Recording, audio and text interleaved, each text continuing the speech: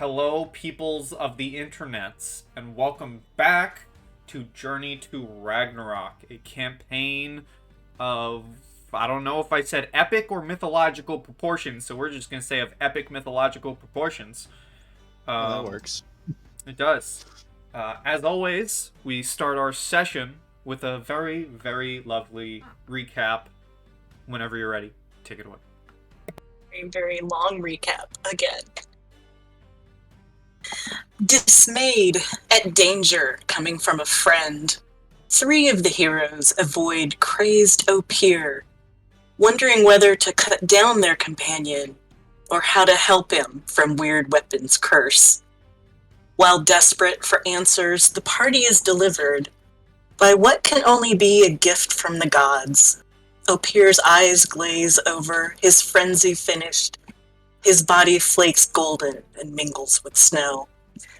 The remaining companions are awed and are humbled by the witness and watcher which from Valhalla was sent to direct them to destiny and attend to their actions and report to the gods if they're ready to wage war. But no time for reflection for the beleaguered band. Two spirits shimmer silently out of fog-filled forest. Odin's Eye and Wolves of Shadow, the two clashing clans, beckon for Tobias, their deaths to disclose.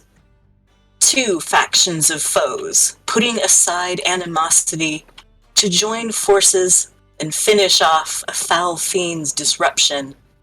But death and destruction are all that await as Troll savages soldiers and takes tokens from cloaks.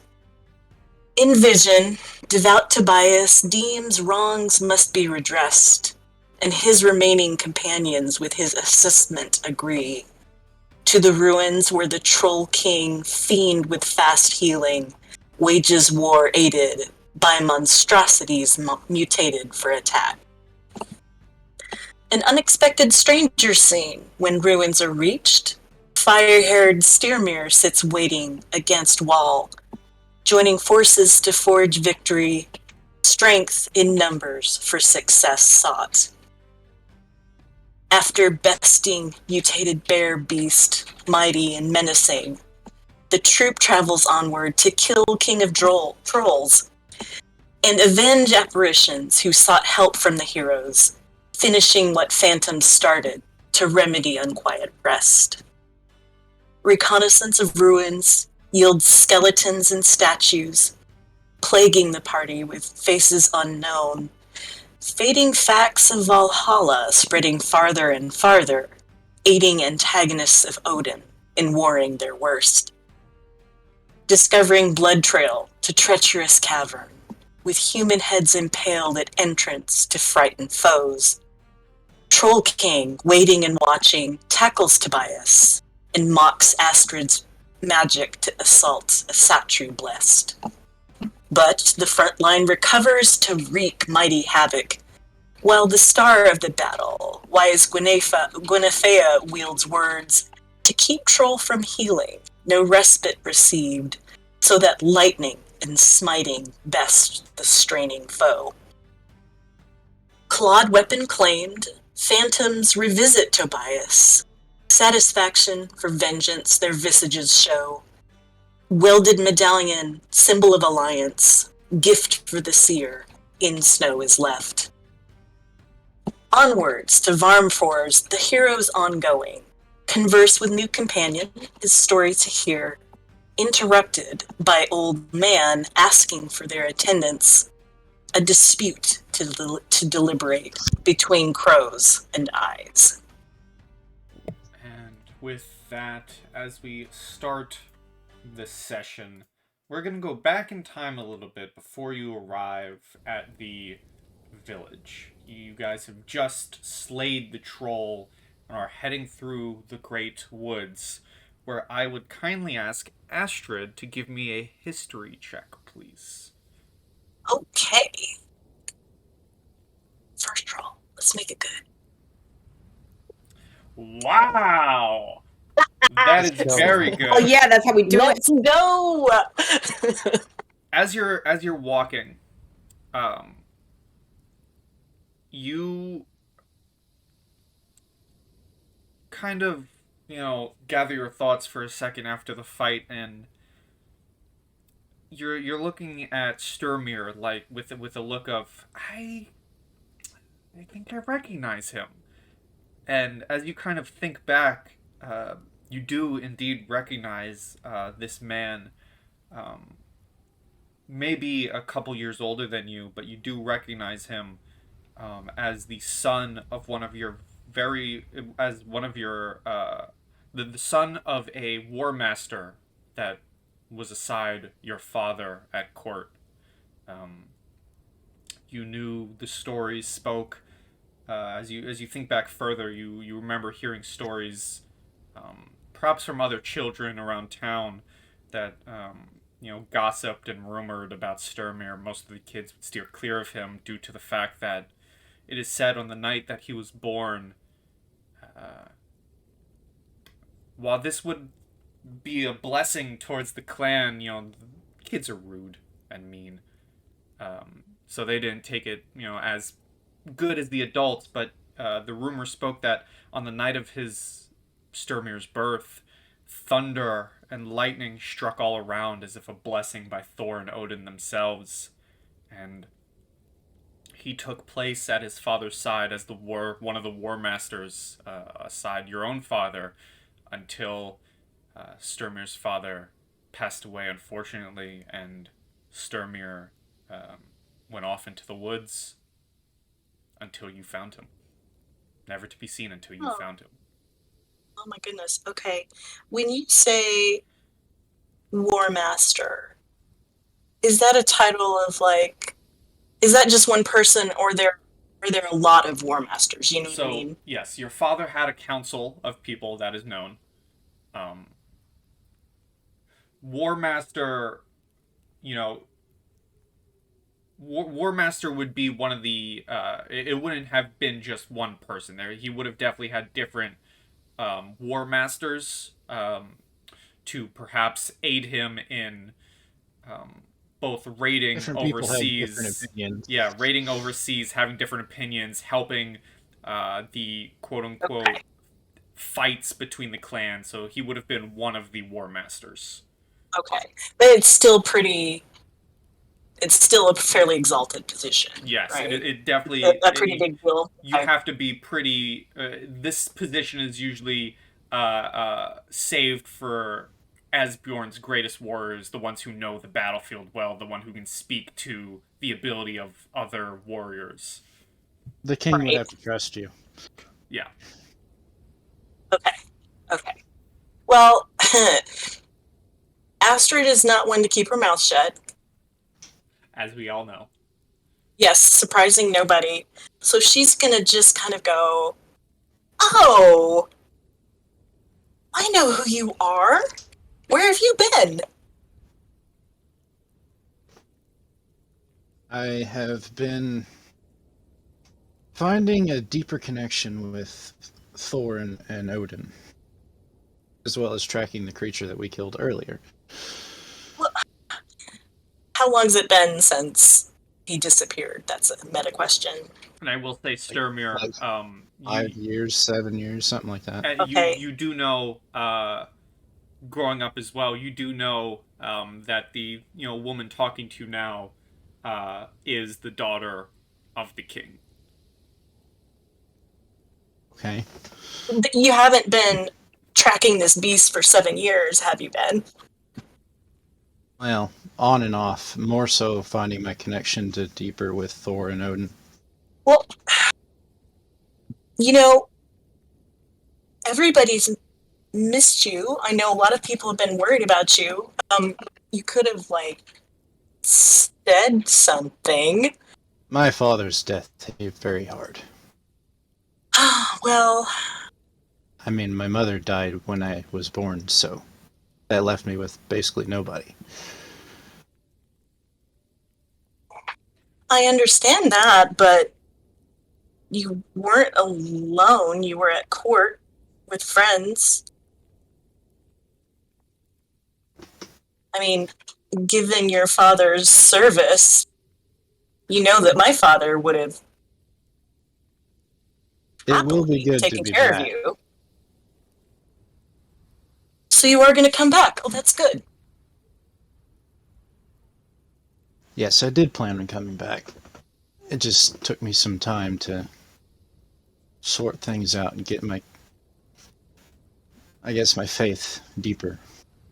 Well, I should say I am very sorry about the death of your father. It was a blow for all of us, but of course, you most of all.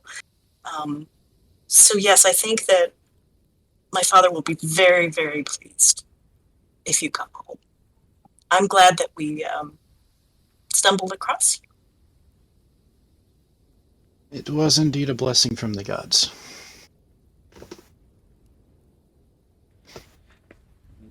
As you kind of finish your conversation, we once again, I would say this is about the time that you run into the old man in the woods, picking up sticks and collecting, various pieces of wood as he introduces himself as a man named Gordy, Gordi, and begins leading you to the village of Varmfors, where in the Great Forest, this village represents an oasis of relative comfort and warmth, graced by the benefits of a thermal spring that filled the air with water vapor and prevents the snow and the ice from building up like elsewhere. However, as you enter, the atmosphere in Varmfors is quite tense. People walking down the streets are frowning, and you've seen a few flags of both the Wolves of the Shadows as well as those of the Odin's Eye dancing in the breeze. And all of you know pretty well that these two clans don't often see eye to eye.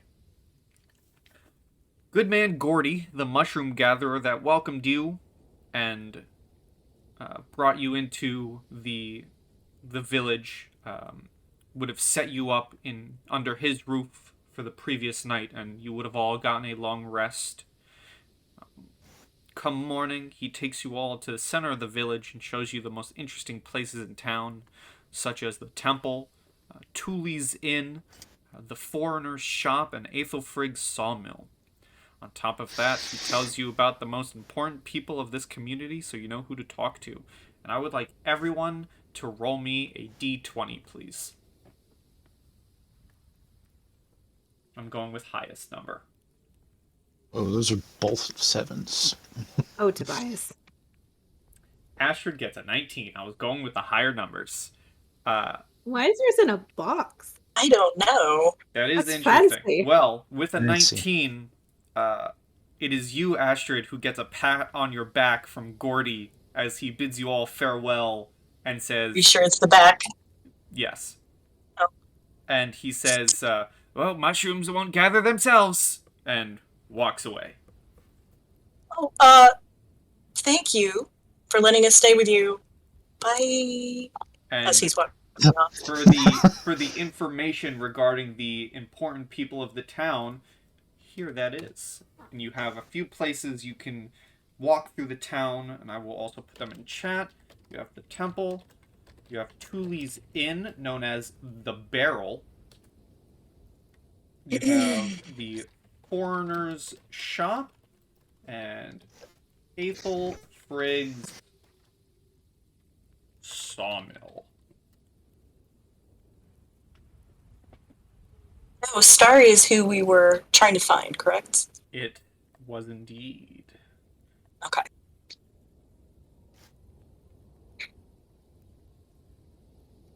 Well, it feels very tense here. Hi, is this outside the capital ring? Or... You are definitely outside of... Okay. Yes.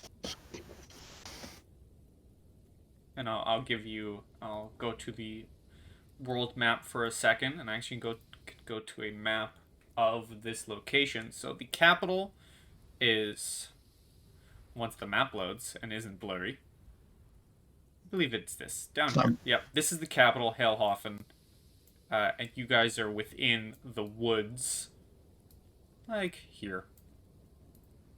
Okay. In Varmfors, which I will actually bring us to a map. There's snow on this map because I couldn't find a good one to represent a, spring. melting the snow, but it looks good enough. This is really pretty. But yes, go continue on. So it feels like it feels like it's pretty tense here. Should we go find Starry, since that's who we're supposed to talk to, and maybe they can tell us a little bit more about what's going on? The air is indeed quite tense. I feel like investigating would be very good, very wise. I suspect I already know what's the cause of the tension, but nothing new, I suppose. It's just a lot of bad blood, I think. But maybe there's hope.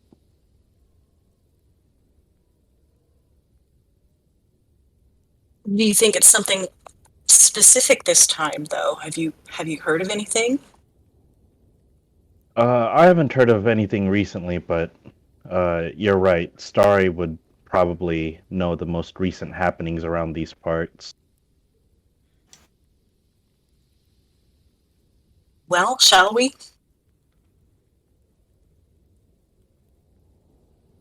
Yes, let's. Agreed. Okay. As you all head to the Temple of the Icy Crows, you see this wood and stone building with an octagonal base is higher than all the other buildings. Higher than all the other buildings in the village. The shape of the temple resembles a megalith, blocky and vertical and towering. Tight openings work as windows, letting the air and the light inside the thick stone walls, while the entrance is blocked by a large wooden door reinforced by metal bands, one brass, one steel, engraved with the two wolves of the myth chasing the sun and the moon. Of the myth chasing sun and moon.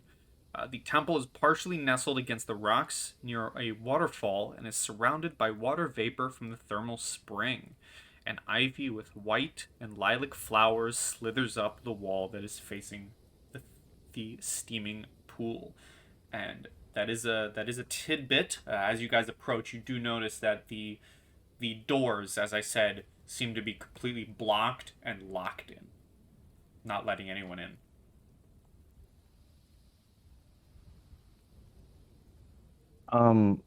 Would Gwynefea and I know about this store? About what? The door. Yeah, would we know about the door and, like, if there's something particular we have to do, since we're both Icy Crows? Both of you can roll me history checks. I'll take some histories. Oh, God. Tobias, Loki, go away! Tobias, this is a door. This is the door. It is indeed a big metal door. Oh my god, where's that digital dice jail when I need it? Yeah, Right? yeah. You should just reload the page. It'll be fine. So with a 14, you recognize, first of all, the symbols on the door. You recognize the wolves Hati and Skrull, the wolves who chase the sun and moon respectively. I don't have it open right now, but to my knowledge, like outside knowledge, I believe they signal the coming of Ragnarok. One of them signals the coming of Ragnarok. Am I right in that? Does anyone else have that knowledge off the top of their head? I want to say it was their looking. imprisonment that signals the start of... No. Hati catches the sun. So, like, it's an endless chase between the two to try to catch the sun and the moon, and I think Hati actually ends up catching the sun. We're about to find out how good my Norse knowledge is from Google. Well, as you recognize Hati and Skrull, you also recognize, this is just a locked door. They don't want to come out.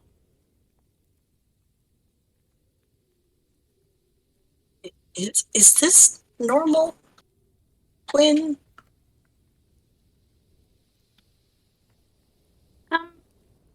kind of just how they're designed, so yes. It's not that abnormal.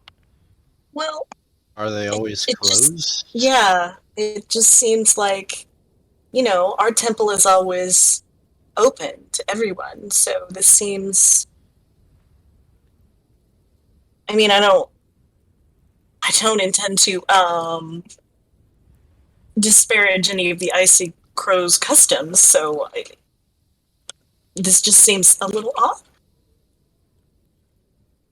There are windows you could go to try and talk through if you wished. Let's go find Starry and see what they know. And if need be, we can try to seek an audience here. But let's begin with the point that we know before we go into the unexplored.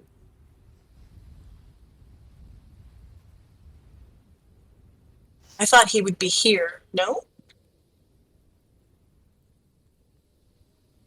Is this where he should be? The temple is where he should be, yes. And as with all the other Icy Crows.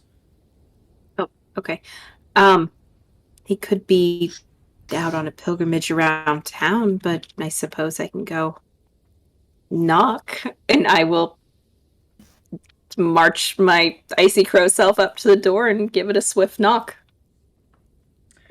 You go up and knock, and you see, a couple seconds go by, and you see a face by one of the nearby windows kind of look out, look at you, and say, I don't recognize you. What do you want?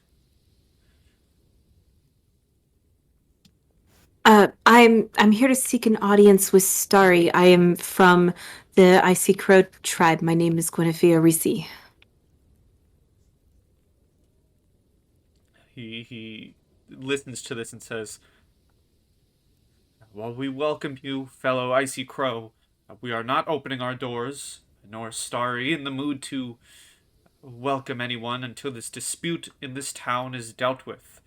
I would hope you understand, as we Icy Crows believe that it is our duty to stay neutral in these such petty disputes, and inner fights and inner fights like this.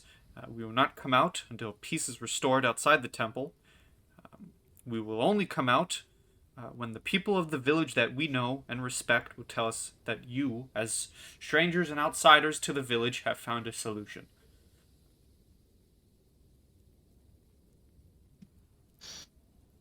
I understand. Those people, ask them, Gwyn. I understand. She just kind of gives a handshake, Yes. like, no, gosh, quiet down. Yep. Let me talk. Let me talk. I know I'm not good at this, but I kind of am. I have an understanding of this. So yeah, after I'm just giving, behind Gwyn, just poking you. after like batting away Astrid's hand from behind me, I will turn back How to does that work? Thank you for the information. We are actually here to settle such petty disputes and would like to know who we would need to converse with. Can you point us in the right direction? This figure would point you, towards the other places that Gordy showed you. If you wanted to converse with any of the other folks in the village, he would also point past you to what you would see if you follow his finger. Opposite the temple, on the other side of a steaming pool, you see a small camp that has been set up, flying the Odin's Eye flag. Interesting. So you would recommend that we speak to the Odin's Eye first and let them know that we have a conclusion to the dispute. You can speak with them first. I do believe the wolves are also being given lodging by Tully, the inn owner.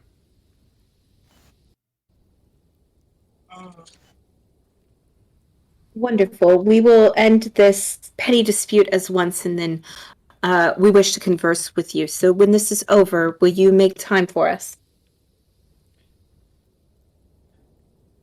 If you can convince and get the other citizens of this village to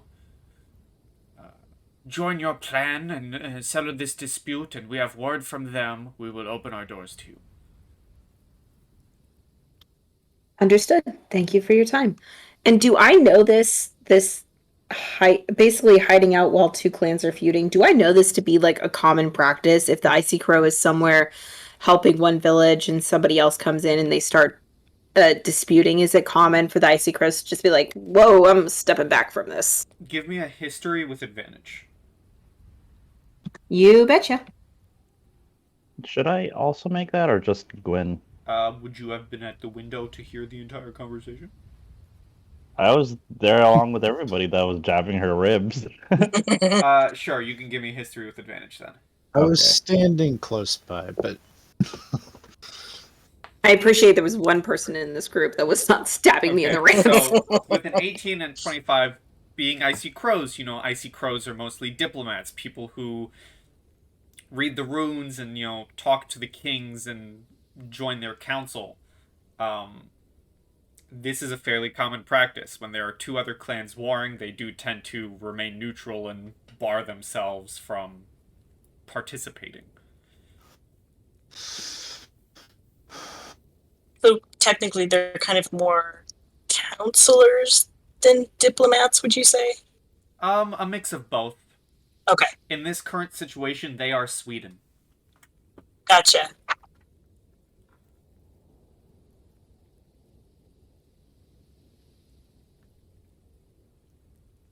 Shall we address Odin's Eye first? I believe we may have a certain amount of leverage with the daughter of the king. Yes, it's true. I am made of leverage. I might be able to help in that regard. Everyone seems to know my story. You just hear a groan from behind the group, as I'm sure Gwynefea is in the back, because she was the closest to the door as we're all walking away. As soon as Astrid says that, it's just a loud groan from the back, and then she gets a jab in her wrist. I am just made of her leverage. That's funny. Alright, so it sounds like you're heading towards the camp. Yes, these two Yeah. are leading. I am just along for the ride. Alright, well, opposite the Likewise. temple, on the other side of the steaming pool, you see a small camp has been set up. It is just 4 tents placed in an orderly manner around a campfire. You see two spears have been planted in the ground right outside the perimeter of the camp, and there's a flag dangling where the 2 spear tips meet. It shows the Odin's Eye symbol. You see several people are staying at the camp, some sitting around the fire eating dried meat, others busy sharpening blades, and more patrolling the perimeter about 30 feet away. They all wear Odin's Eye armor. And as they approach, or as you guys approach, one of the warriors kind of gives you a quick glance and looks back down, sharpening his blade, as he says, "Move along, strangers. This camp is Odin's Eye territory. We are here under the authority of King Asbjorn the Red." Oh boy. Well, fancy that. How long has it been since you've been to court? May I ask? We've had no need for court. We've been out here warring. Great, so they don't recognize either of us. That's fine. Do I, by chance, recognize them? Sure, give me a history with advantage. Sure.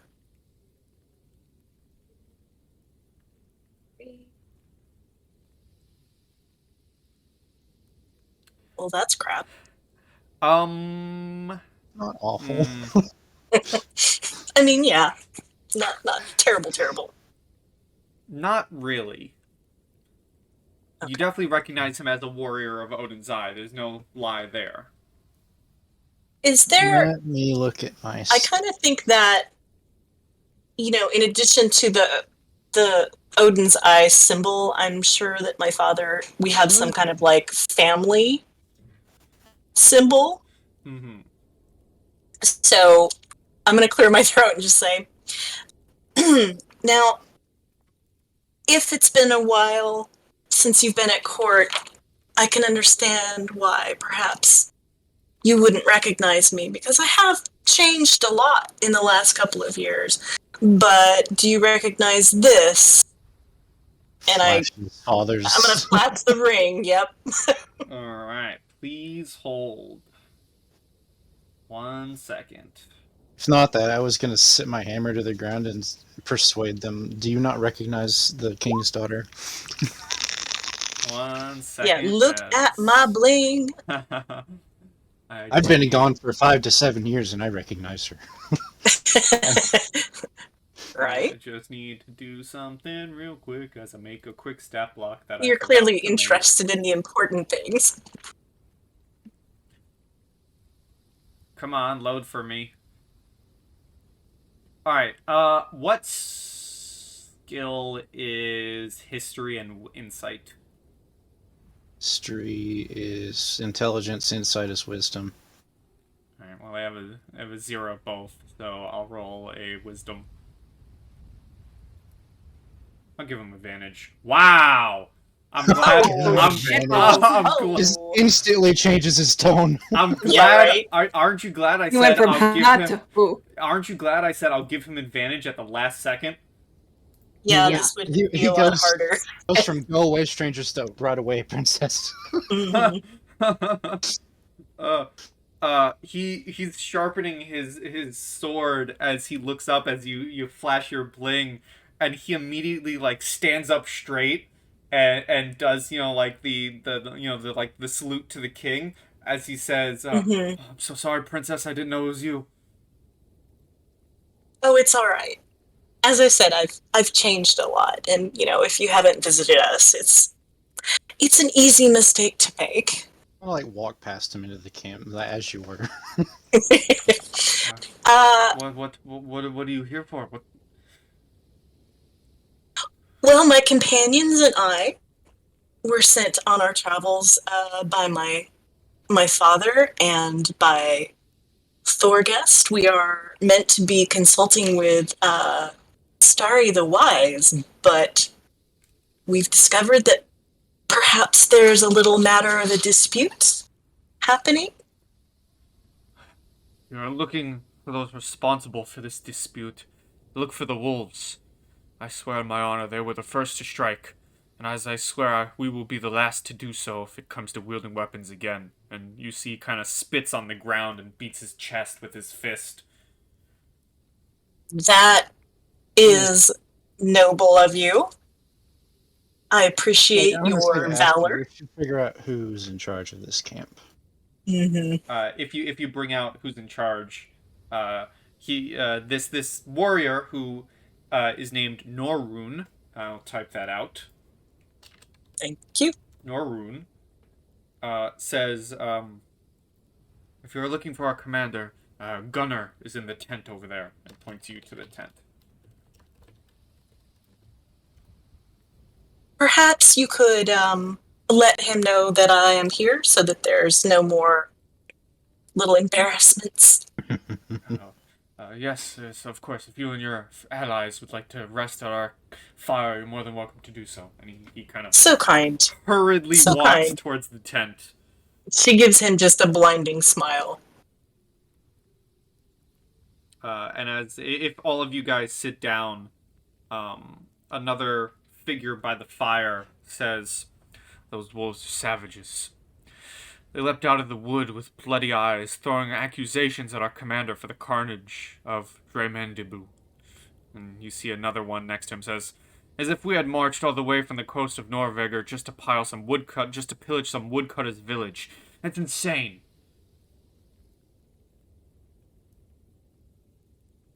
When did this happen? It wasn't too long ago. And as he says that, Norrun leaves. You see Norrun come back and look at all of you and says, "Gunnar is ready to see you all. Apologies again. Thank you so princess." much. No, think nothing of it. Sorry, Meta Pie. Mhm. They were blaming the Odin's Eye for what? They were Attack. the wolves were blaming the Odin's Eye for a supposed carnage at a place with a very weird name that I will type out right now. Thank you. Dreymandibu. Oh, that's awesome. Okay. Yes. All right. Making a mental note to maybe come back and talk to those people as well as the commander. Astrid will follow Norrin. I will follow behind Astrid. Okay. I'm familiar with I'm war following council as well. meetings, so Yeah. I'll be trailing in the back. So I guess I should point this out. Since I came from the Wolves of Shadow, Mm-hmm. I probably have some sort of marking or feature saying that I originally came from them, right? Possibly. What would it be? What would it look like? Would it be a very visible tattoo? Would you have a pin? Probably not a pin, but it's probably tattoos in the style of the Wolves of Shadow. Is it Um, somewhere? I guess I should ask. Is it somewhere obvious? Like, is it somewhere not covered by armor? That someone, if they were looking at you, they would very clearly see. um, I think it'd be more along the lines of you might see like the edges of it because it's not like I walk around with my glistening chest out like Ope here. Um, I do wear clothes that I would think would cover most of it, but I mean, if you saw it, right? Like if you saw the tip of like a talon or the tip of a wolf tail or something, Mhm. you'd be like, is that what I think it is? All If right. that makes Well, sense. yeah. No one's aggroed on you yet. Okay. And as you guys walk into the tent and you move the flaps to head inside, you see an older man, decked out in armor, um, standing over what looks to be like a tiny military table within the tent. He kind of just has both of his hands down, leaning against the tent. And Have I ever seen this commander before? give me a uh, give me a history with advantage. can I roll that too? Styrmir, just give me a regular history. Okay. You both would recognize him. This is let me get his full name for you real quick, because I have that. Oh wow, that is a long name. Okay. Yes. Hit me with it. This is also, to answer the whisper question, I will say yes. Oh boy. Hold on. That's a lot of spelling to do. This is Gunnar Halrif's son. An older warrior, and commander within the Odin's Eye army. Um, as the son of a warmaster, Styrmir, you would recognize him, perhaps even during your young age. Um, maybe he would have trained you a little Interactive. bit, Yeah. or interacted with your father. Um, Astrid, you do recognize the old man. Graying hairs. Yeah, this is another for you. Graying hairs, about maybe 5'8", decked out in armor, as I said, axe on his side. He has this kind of stubble of graying beard. To Styrmir, again, this is someone he may have been trained by. To Astrid, this is it's been a very long time since you've seen him, but this is just another uncle to you.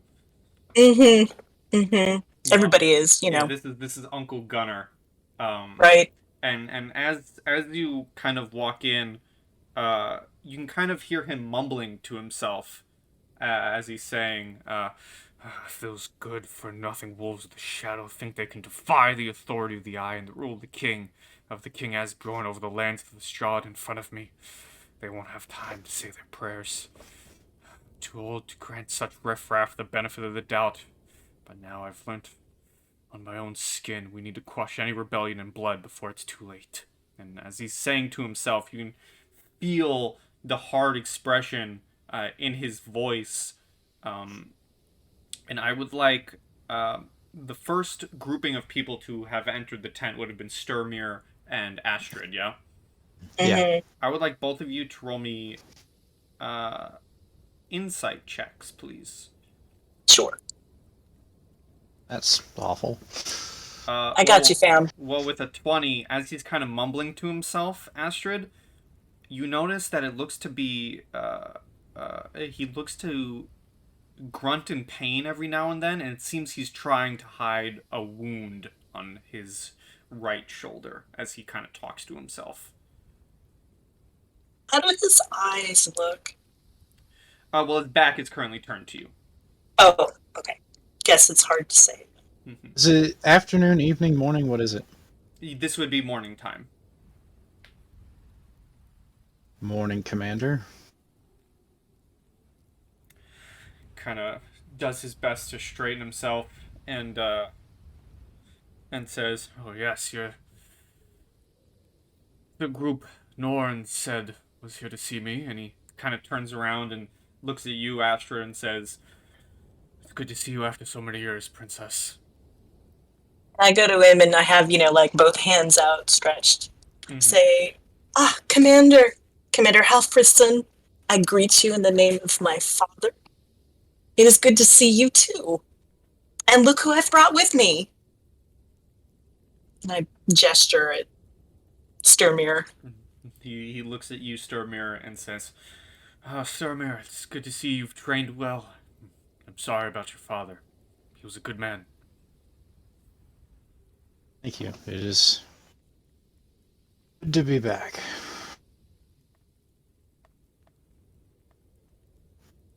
Here you have a problem.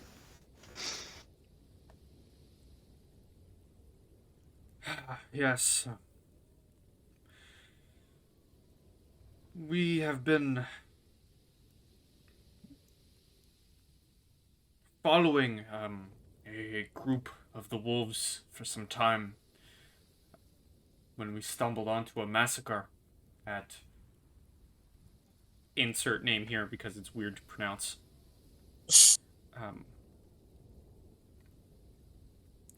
We were busy investigating the fight when the wolves came out of the woods accusing us of the massacre like we would do such a thing.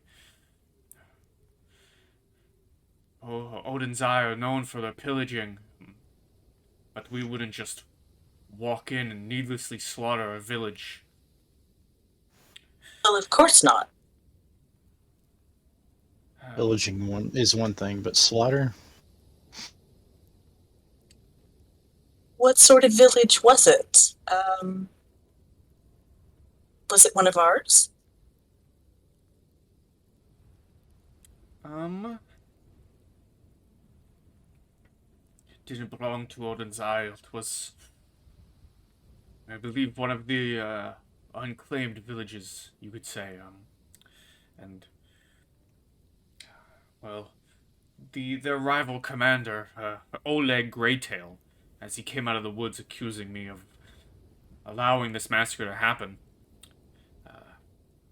he unsheathed his sword for a fight. And I wasn't just going to stand there and watch my men be slaughtered, so we drew ours as well. The fight was brief, but it was bloody, and we chased them away. Fortunately, we lost one, though, where Elbrog was hit in the liver and he bled out face down in the snow, but we managed to take down 2 wolves in his name. Well, of course Odhinn's Eye acquitted themselves well, that's no surprise.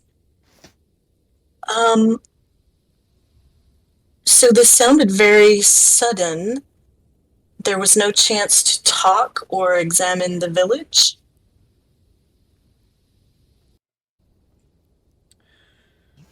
We did our best to examine, but by the time we arrived at the village square, that's when the wolves started to surround us. We had no time, and we followed them to this village.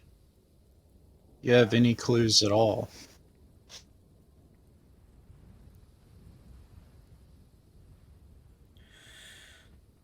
The only clue I have is what I believe. What I believe is the Odin's Eye and the Wolves of Shadow do not get along, and if they were bold enough to outwardly blame us for this massacre, then surely they are at fault. So you have no idea why, other than perhaps shifting blame, they would come out of the woods and blame you for such a thing? Seems logical, but also questionable. Well, it just seems as if you have just... If you have just done such a terrible thing, and you see your sworn foes approaching, you would head into the woods and not come back out. Indeed, why stick around? Sorry, what was the question? I was reading something, sorry. It I just think it was seems... metaphor. Yeah. It just seems odd to commit such a crime, wait until your sworn foes reach the village, and then come out and accuse them as opposed to just running. And then I said, indeed, why would they stick around if they did it? If I had to bet, I would say they knew we were tracking them. And they wanted to finish us off once and for all, so we couldn't uncover their murders. I may ask, why were you tracking them in the first place, other than the fact that they're wolves?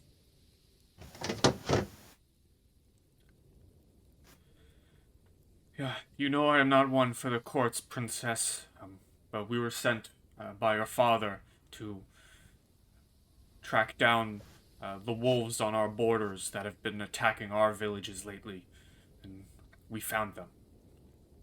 And we've been tracking them. I see. A Excellent. wise move to defend the borders. So after that skirmish, you tracked them here? Is that correct? Yes, we gave chase, and we tracked them and followed them to this village of Varnfors, where it seems that the icy crows wish to deal with neither side. They have the authority on this village. As you know, we can't just go to the wolves and slaughter them here. We have to abide by the crows. Of course. And we've been trying to get them on our side, but they do not listen. Well, we have spoken to one of them at the temple, and they have requested us to see if we can resolve the matter. Let me ask you this, Commander. Is slaughtering the wolves the way that you would like to see this ended? Or do you have any other goals?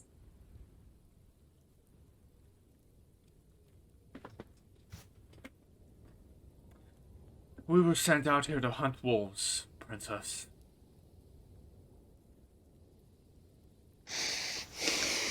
I do understand.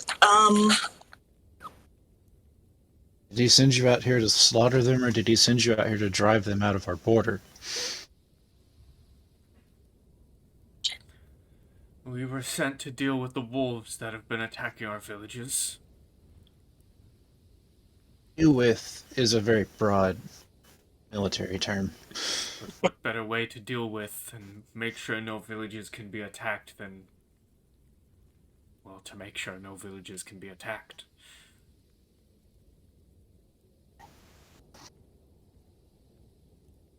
Are you willing, Commander, to cooperate with us to see if we can figure out why the wolves would blame you of such a thing?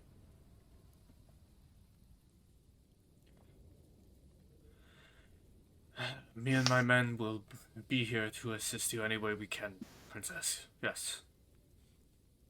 I thank you. I could hardly ask for more. And the entire time he's talking to you, you do see that, he's kind of straining his shoulder, and... On a personal note, Commander, I can't help but see that you're in some discomfort. I wonder if I might be allowed to aid you? Let me... Let's see something real quick. As you bring this up, he kind of says, "Oh, it's nothing. It's but a tiny arrow. Just a pointy stick thrown by some coward hiding in the bushes. This wound will heal, but I don't think that coward will forget the screams of his brothers as we were gutting them. Slow and painful death." I can certainly see that it's a scratch to someone such as you, but I would be remiss if I did not assist my father's best. Give me a medicine check. Okie dokie. I was gonna say I could cast Cure Wounds. Dang. Oh my god. I'll say an eight's enough because you can tell. It's kind of a thing. Yeah, the wound, as you kind of look at it real quick, he's playing off what is a very serious looking wound. As you see the man struggling to raise his shoulder, it looks like he wouldn't be able to defend himself as well if an attack were to happen, but you can tell, nonetheless, of his wound, the hatred in his words for the wolves speaks true. I'm going to do a second level Cure Wounds as I just put my hand on the wound on his shoulder and just say, truly, it's my duty to assist the best that my father has. And he kind of lets the healing, flow through his body, the magic, and he says, "Well, I appreciate it, Princess." Think nothing of it. And should that continue to give you any trouble, do let me know. I will. It's possible that a soak in one of the hot springs would do you some good. Perhaps once this situation is dealt with, I could have some time. Well, then we must see if we can settle it as quickly as possible. He gives you a nod of his head.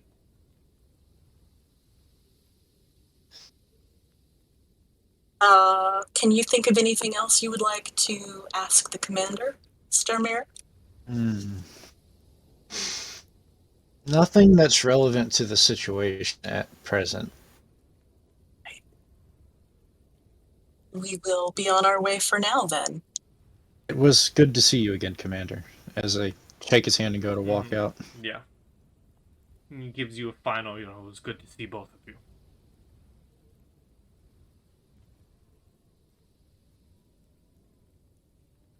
So I come out and walk a couple steps away from the tent to where there's not, like people too terribly in earshot, and I just look at my companions and say, well, this is a right mess. It's an odd situation indeed. Did you all hear what that man over by the fire said as we were going in? What are the chances it was the spirits of what we had dealt with before? Oh, Quite possible. that is a good question. It would explain if there's no traces left of people. Yes. Especially if anybody the went red back to get eyes. trophies. And the red eyes. Hmm? And with that knowledge and reflecting on who we had fought and how everything kind of went down that way, hi, can I roll an Arcana check to see if what they are describing is what we dealt with? Sure. Awesome. I would like to assist with just casting my mind back through the stories as usual. Well, then you will get advantage. Do it. 26. Boom. Thank you. 26. You didn't need it, technically, but you're welcome. So the story that you're being told of the massacre and the few words you've heard at this village, and comparing it to your own, encounters, it doesn't seem to be of supernatural sorts. It definitely seems to have been a more human massacre.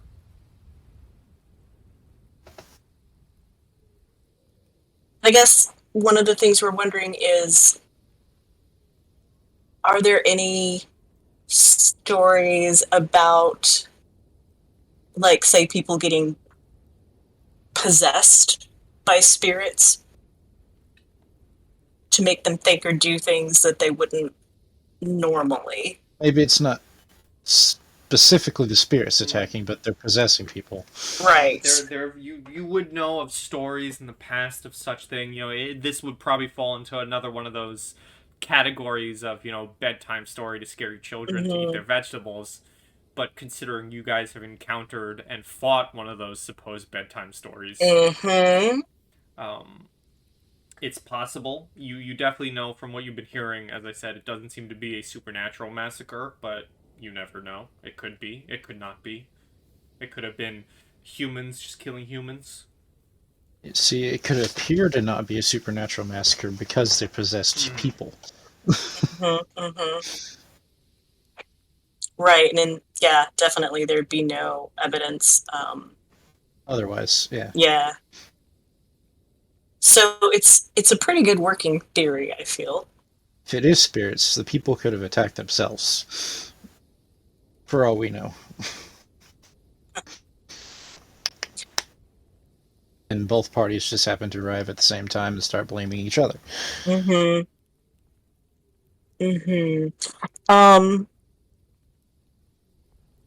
we want to question specifically anybody else in the camp here before we go anywhere else? Well, it seems like Commander Gunner would probably have known the most, right? It doesn't seem like he would hold back any information for the princess and the son of a warmaster, did you say? Yeah, Styrmir? Yeah, I think you're right about that. And so he didn't mention the bloody eyes. He just talked about them blaming the Unzai people for it.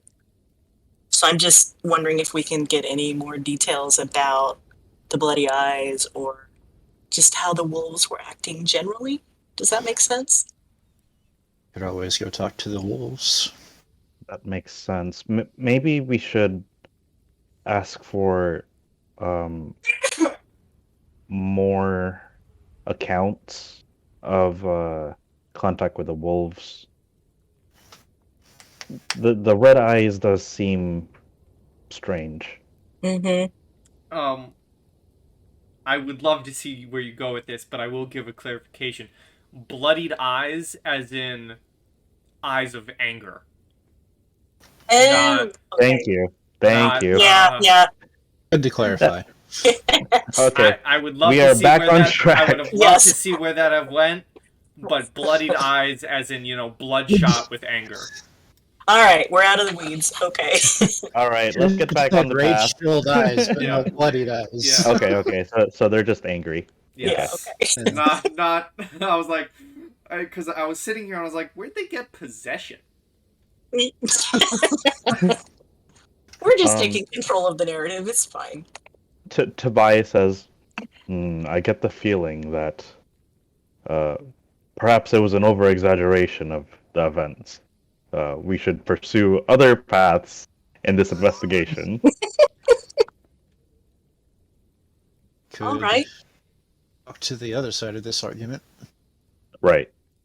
You also do know that the crows generally will not listen to the words of strangers unless you get the villagers on your side as well for whatever solution we need to talk you to come them across, too, yes. Would I know that Tobias was originally from the Wolves of Shadow?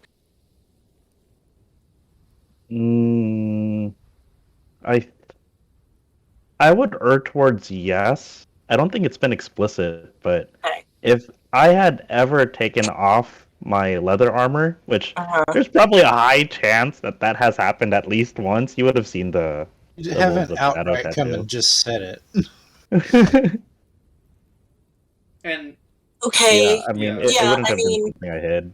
okay. Oh, wait a second. Back in our backstory, and this is out of character.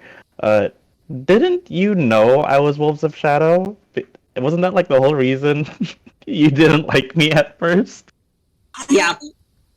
No. When no, did I not like you?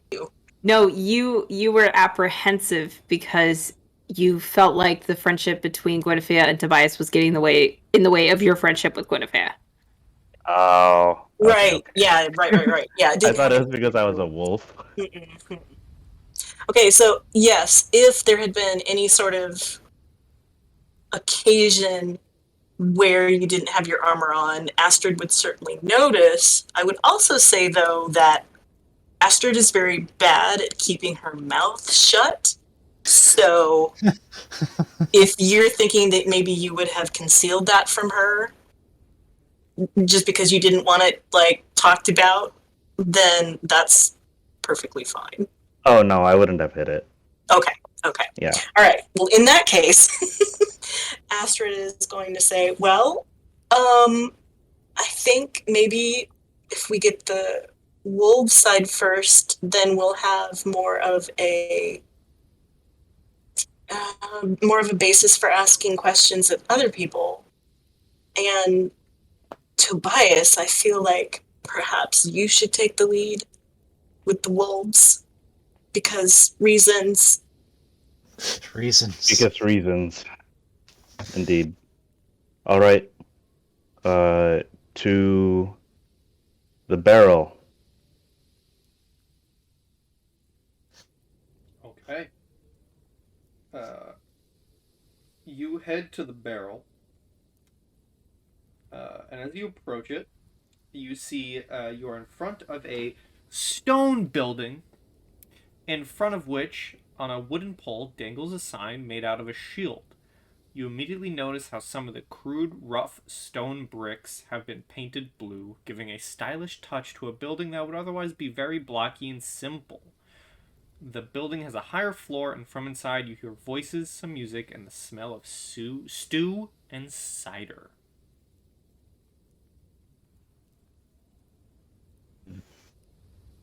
It's entirely your decision to come with, but they may recognize you. Ah, I see what you mean. I'll stay out here then. Why don't you I'll stay stay as with well. Why don't you two stay with Odin's Eye and try We could go to talk to villagers until you're done here. yes, That's a good point. talk to them, talk to the members of the Odin's Eye, see if you can bring some form of maybe a little bit of a peace of mind. So when we do pull everybody together for negotiations and treaty talks, it would be a little bit more advantageous for them to have a clear mind. The air not being so tense would be good. Calming the people, yes. Great idea. I'm great at that. Alright. Splitting the party. So as Styrmir and Astrid head off into the village, Gwyn, Tobias, you enter the barrel.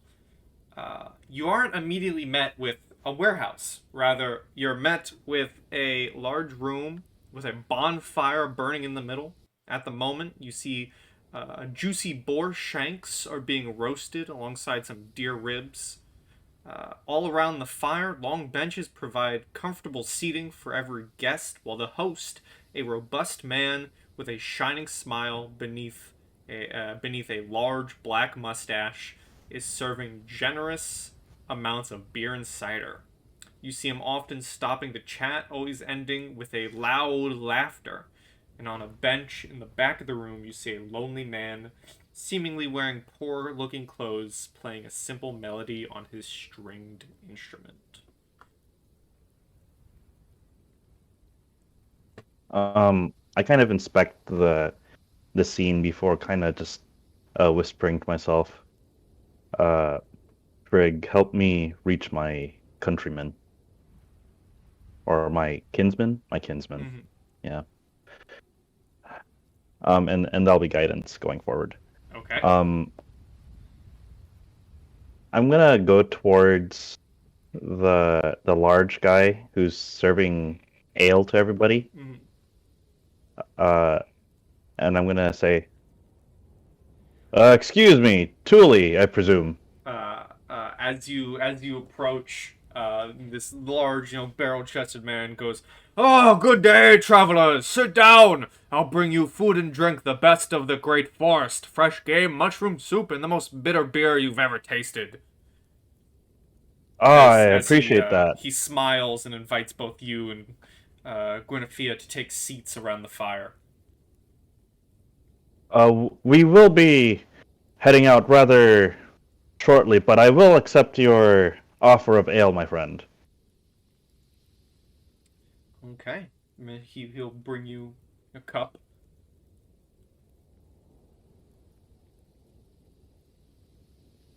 And then you see he's a very active man, though. He brings you a cup and is immediately on to the next person to talk stories and have a bout of laughter.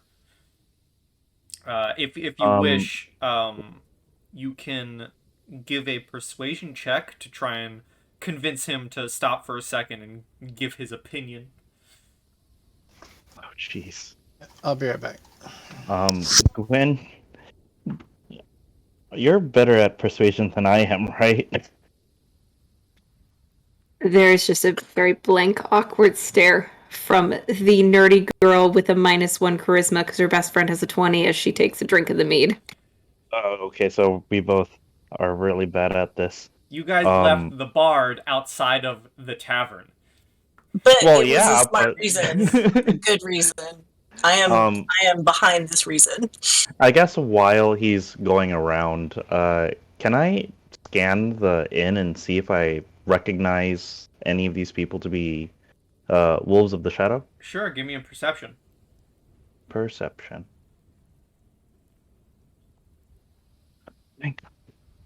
And you do have your guidance.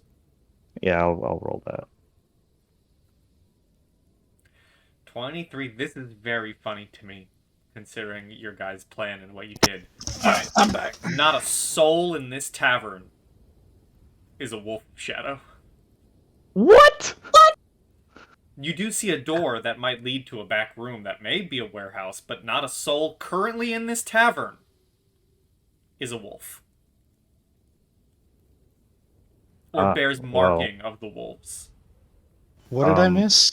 The tavern has no current members of the Wolves of the Shadows. However, Tobias has spotted a back door that may lead to this warehouse that could hold Wolves of the Shadow. Okay, so My character would know any of that at all. Because you're not in there. True. Yeah, I'm gonna. I'd just like to know. I'm gonna whisper to Gwen. None of these people are kin of the Wolves of Shadow, but if our sources are correct, they're probably past that door over there. She nearly chokes on her own drink hearing this. I'm gonna give you guys some meta knowledge because I find this very funny. Okay. One of the ways you can persuade Thule to be cooperative and talk to you is by singing songs, narrating the deeds of heroes and gods, telling him a joke, or reciting poetry. Listen, Well, we split Ah. the party perfectly then. Yeah. If Okay. there aren't any well, wolves in there, Right. Yeah. I was gonna. Oh, geez, I don't have message. You can certainly quickly run outside and yell Yeah. down the Yeah. street. Yeah, Um. if you go Probably haven't got outside, that far yet. if you go outside, you see Astrid and Styrmir like down the street about to start knocking on doors. Yeah. I guess I'll uh kind of shuffle out of the inn really quick and gather up some of the melting snow and try to pelt one of them, or at least get close to them and try to get their All attention. right. Okay. Like, hey. I'm gonna roll a d4. 1 to 2 is Astrid. 3 to 4 is Styrmir. let's face it, Astrid can't It's dodge Astrid. for Aw. shit. It's Styrmir. Okay. So you're about to throw a snowball at the big man. Potentially. roll me a d20 and add your dexterity mod. Okay, I can do that. And then Styrmir, roll me a dexterity saving throw. That's not going to go well. Loki has such a cruel sense of humor. it's not I am so- telling you. So Styrmir, He's paying a lot of attention to you. Styrmir, as you're standing there, about to knock on a door, suddenly the side of your face is smacked with this snowball, and as it wipes down, whether you're seething with rage or not, you just turn and you see Tobias just standing there, proud of himself. Oh, I'll probably like be cool about it. I won't be like beaming that I hit him, but I'll be like gesturing for them to come back. Like, I normally tap them on the shoulder. And get over to him. Is that the only way you know to get my attention? You couldn't have come over here? I don't hear that. I'm walking back into the inn. That's You're as going he gets back close in. to you. Oh, okay, okay. We're walking towards you. You got our attention to come over there. Okay, yeah. I'll tell them both. There doesn't appear to be any wolves of shadow in the inn common area, but Gwen and I are gonna try to head towards the back and see if we can find anything out. All good information to know, but snowball. Ah, yes. It was one of my better snowballs. That's the only thing you've done successfully with snow around me. So That's true. That's true. I am a very poor artist, but I am very good with a snowball.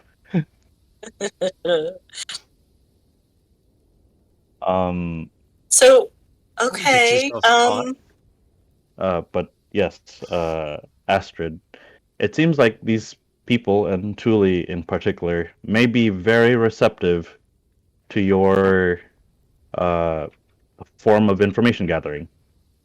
Singing, maybe. wasn't what I thought you were going to say. Oh, well, So do you want them to be distracted so that nobody sees you go into the back, or what exactly? that, and perhaps you can gather some information from the citizens in here. You know what they say about drunk Norsemen. They're more willing to talk. Drunk Norse have very loose tongues. Now that is true. Here's your opening. As you guys head into the barrel, you just see Gwyn sitting there awkwardly with a bunch of other drunken people. And guess what, gang? We got a map. Map, fantastic. And you can place Yeah, Gwen is yourselves super out of her element. where you are as you enter the barrel. I'm gonna delete mine and put my new token up there. Where exactly New is where we are token. right now? Like the I front? Didn't take what? Didn't do it right. That's beautiful. It's only the best image. You didn't do it I right. put it under man. Avatar. No, I got it. I you got it. put- Got it. You gotta put it under Avatar. It is under Avatar. It's just not under default token. It needs to be in default token.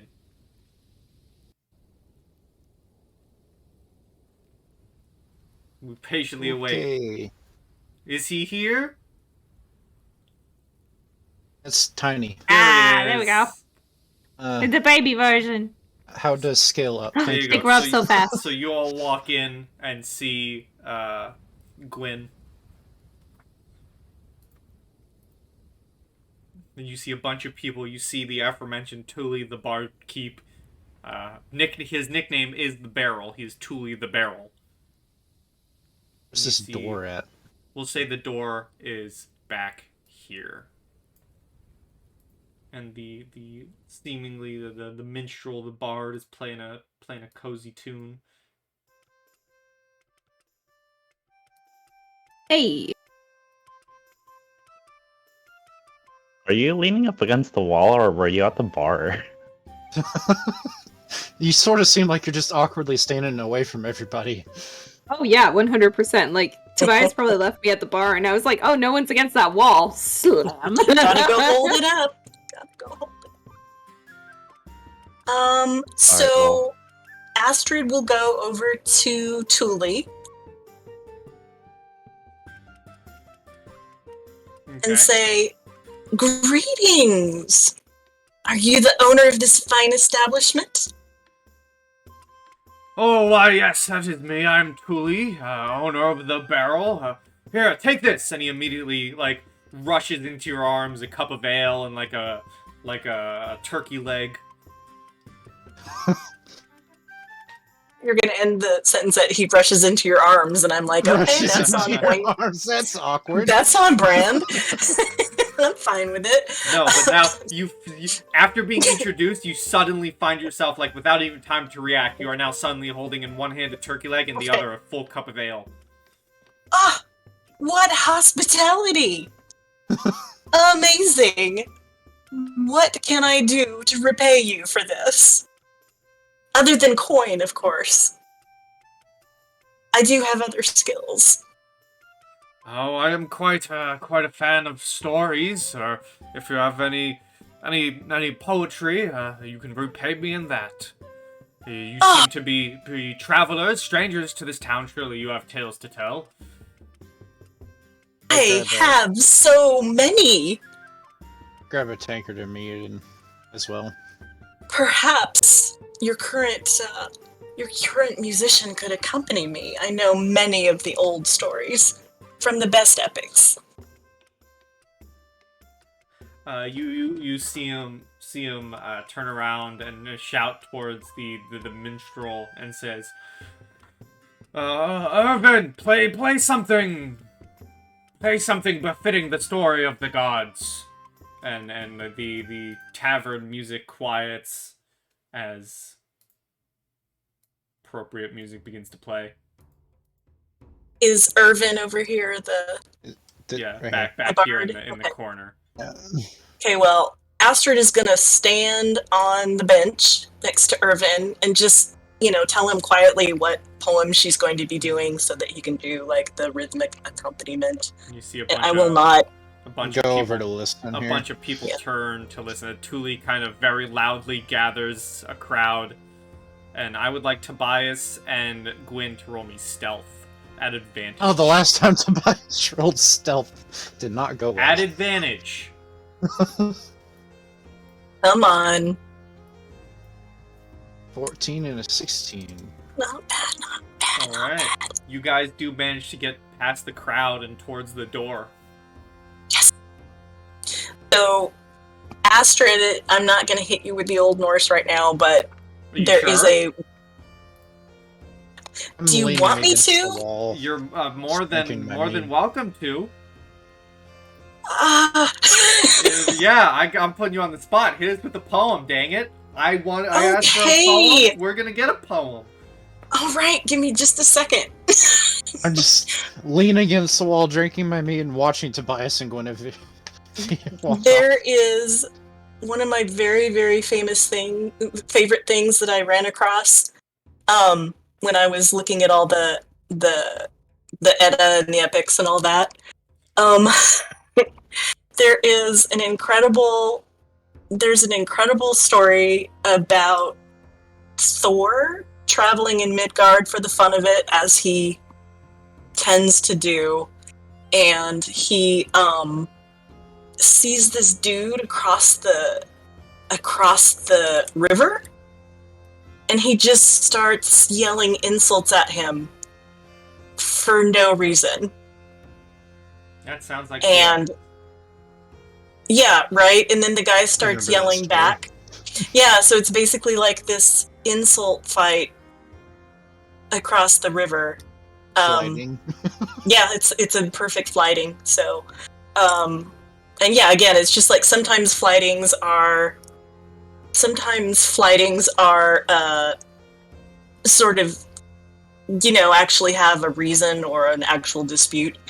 No this reason one at all. was just cause. Yeah, it was just cause.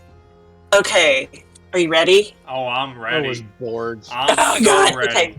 Is everyone Okay, else I ready? haven't looked this over in like forever. Is everyone ready? Let's go. For a All right, poem? let's go. Let's Spotlight shines right on Astrid. go. Okay, let's go. Hins vill tu noa geta. Vit hrungnir dildam. Si in sturgas joten steini ver hafta. Stolek et han falla och fyrje hininga. Ek ver fiaza in fruth modgada joten. Upp ek varp augum, alveda sonar, ethan in hetha himen. Thou merki mest miniverka, thou erir men thithen athsi. Miklar manvelar ek hoflathor mid dictherior, tha ek velta, ther fraveram, harthen ek huaga, helbard vera, gaf han mergambentin ek velehan orviti.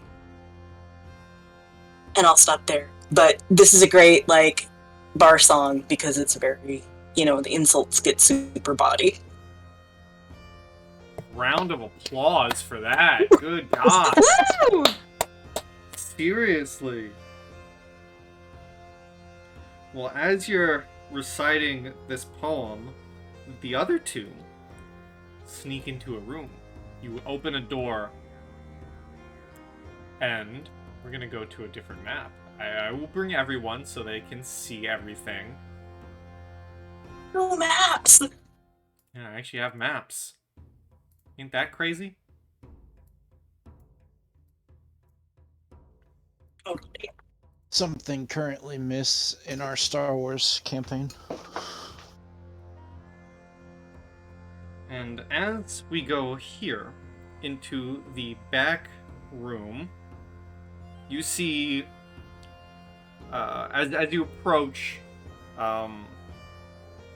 you see two folks, archers. They're wielding long bows as you approach, but as you kind of come closer, Tobias, they recognize parts of your tattoo and they both give you nods.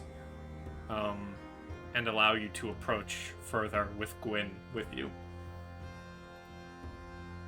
Okay.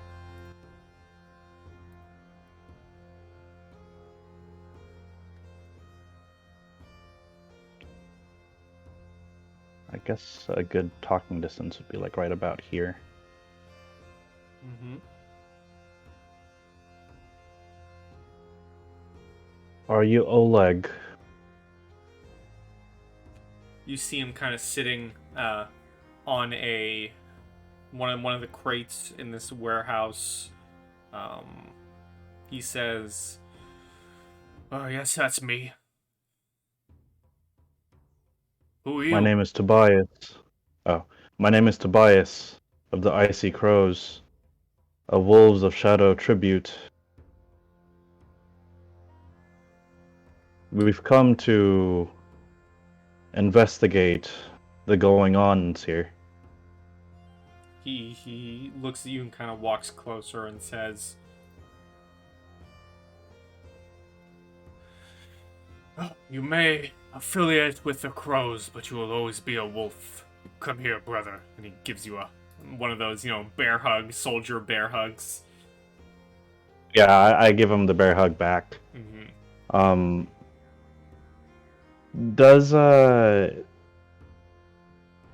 Would this guy know who my parents were.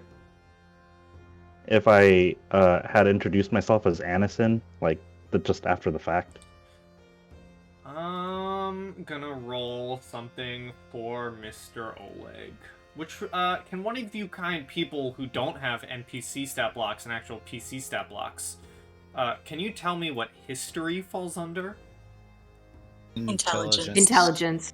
Okay, intelligence. No. No, he does not. That's fair. I suppose I'll take a seat on the floor and just kind of cross my legs so that it's more of a casual conversation. I hear that the Odin's Eye has been following you and our clansmen. Oh, yes, I see you've heard of this situation. I would have never thought that the Eye would dare come to the Great Forest. Still, they were there, in the middle of Dreymandibu, among butchered corpses, beheaded bodies, and pools of drying blood. We could have ambushed them, taken them out one by one while hiding in the forest. But I wanted to act in the honorable way. I moved forward to parley with the commander, demanding an explanation.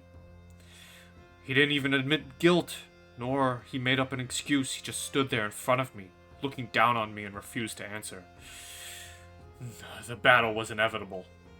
You see him kind of walking back and forth, quite agitated as he recounts his version of the story. One of you can try a persuasion check to get him to be less agitated. So I'm gonna weave this into the conversation, but easy, Oleg. Frigg watches over all the communities, and we will see to it that this community has the truth revealed and justice served. Can I count that as a guidance? Yes. Okay. So the persuasion was to get him to tell me more, right? The persuasion was to get him to calm down a bit and to tell him more, yes. Or tell you more, yes. Okay. Okay, yeah, so I will make that roll. No? Yes? No, it's the 2, isn't it? It's, if you can, I will be kind for a quick moment. If you can explain to me how you would have advantage, like if you want to say, if we want to go back in time and say Gwyn was giving you an assist, I can give you the advantage. But if Gwyn can't think of any way of how she would assist you, it's the 2. Okay, so so it has to be in such a way that Gwyn would possibly be able to assist me. Yes, so Gwyn, this is on you. How would you have possibly, if you wouldn't, that's entirely possible too, but if you want to give your friend advantage, please tell me how you would do so.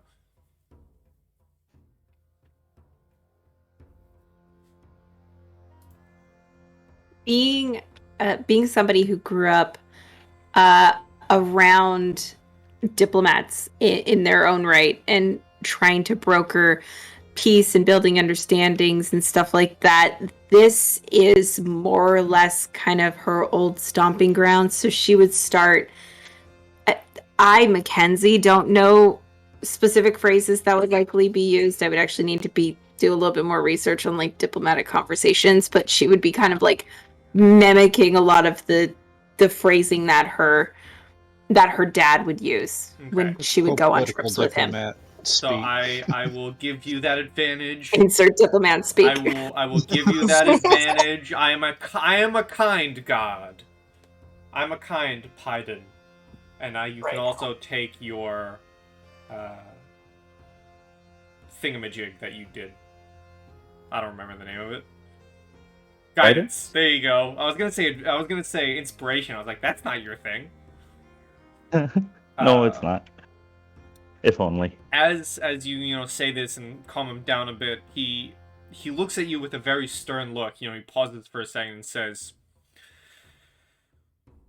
If this situation isn't solved quickly, you better believe I will take the matter into my own hands. And as he says this, both of you notice his hand moves to the hilt of his sword as he kind of twirls it around and says, I am still trying to do the honorable thing for now. We cannot move without the crows. And the crows won't move without the word of the townsfolk. If you're here to, as strangers, as newcomers to the village, if you're here to figure the situation out, perhaps you can speak on behalf of the wolves, young cub, and get them to force the eye to speak of their wrongdoings and get them kicked out of here. I represent the truth and the sanctity of a community. I will find out what has happened, and because of the blood inside me, perhaps, these two icy crows before you will seek action where neutrality is often defaulted to. I'm gonna make a roll for him. This is gonna be an interesting roll. This is gonna be a very, very interesting. I'm gonna do what's insight? Wisdom.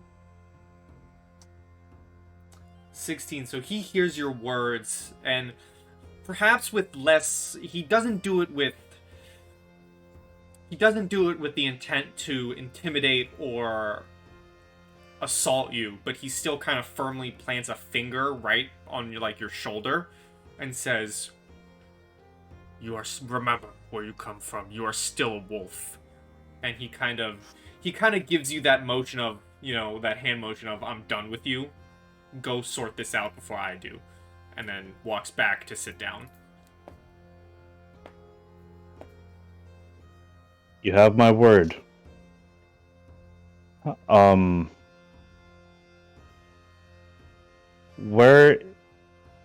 Whereabouts is the quickest path to... Shit, I just wrote this down in the notes. Whereabouts is the quickest path to Dreymandibu? I don't think I even know that. Oh. God's like, hold, please. You're the god. You get to make it up. Hold. It's here and here. I say Dreymandibu is here. Yeah, let's go to our world map. It is 2 minutes away. Let's go to our world As the crow flies. map. It's literally real right next quick. door. One moment. We're figuring this out.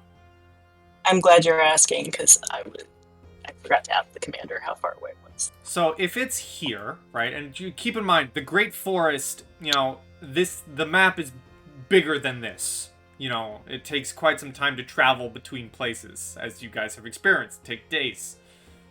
So if you guys are here-ish, the place you are looking for would be I don't know, here-ish, 3-ish days away. Which would probably be enough time for either the crow or for either the eye or the wolves to have slaughtered each other in town by the time you got back. Well, that kind of takes care of the problem. Sorry, what? That is accurate. What were you saying? I'm sorry, did that come out loud? Did I say that out loud? Was Okay, that my outside voice? It is not physically possible to check out the site. No, This is Not my by walking anyway. This is my godly power of locking you to this chapter of the story. Okay. and this town, because otherwise I am panicking and I'm going off the script. Nope, and, fair. I was like, wait, we're not supposed to go there. We're not supposed to do this. It's supposed to be something that's just alluded to. I feel somehow we should stay in this town and talk to people. And listen, and I will say, if both sides murder each other, do keep in mind also that's not the outcome the crows want. The crows just want either one of them out of the town. If they're murdered in their town, the crows are gonna be rather Well, if they want just one out of the town, it's a bargain if it's two. Right? Well, no, the not, crows, not I them mean, being they're killed, still, but like if but we can they're get them still, both to they're still, negotiate. they're still diplomats. They want to solve this peacefully. Okay, fine. If murder is brought to their front door, they're gonna be like, "You guys did this? We asked you for help, and you got them killed." Princess walks in and Let's says, do "Yeah, it let's the just let them hard kill way. each other." Let's do it the hard way. So Fine. this is, and I will admit this is I could make up this town. I could add this town. However, this is the one time I'm gonna say I'm railroading you. okay. And we're fine with it. I won't try to do that in the future, but for this one time, I'm like, you guys, you're on this track, and you're gonna keep going down this track. You can't stop. If you stop, We're on it. We are on it. Yeah. Okay.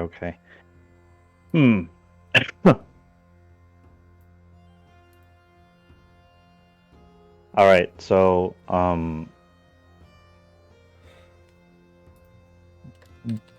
do I feel like Oleg has told me everything, or do I feel like he's still hiding some information regarding the incident? Insight. Yeah, you can do an insight.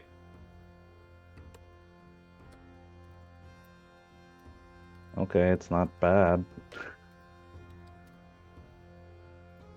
Oh no, the PDFs. Yeah, the PDFs. The mighty runes. The PDFs, the runes that I read don't cover this other missing in village. stories. Don't cover this How's other it village. possible?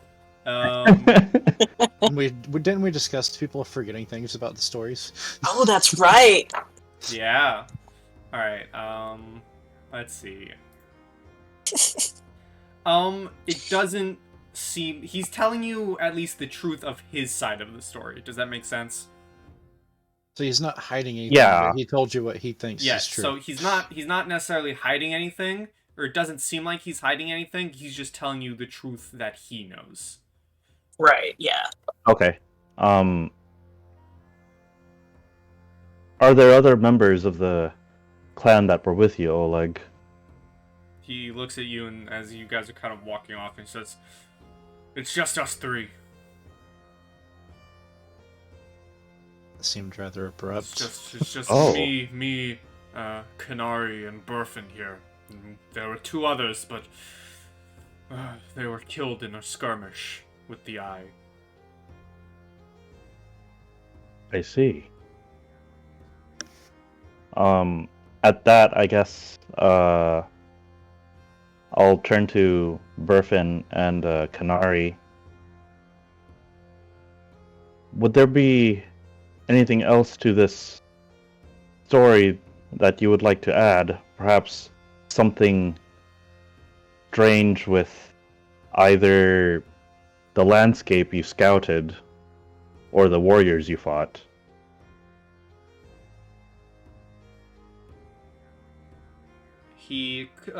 Canary, looks at you and says, "What's done is done. It is useless to dwell on what happened back in the village.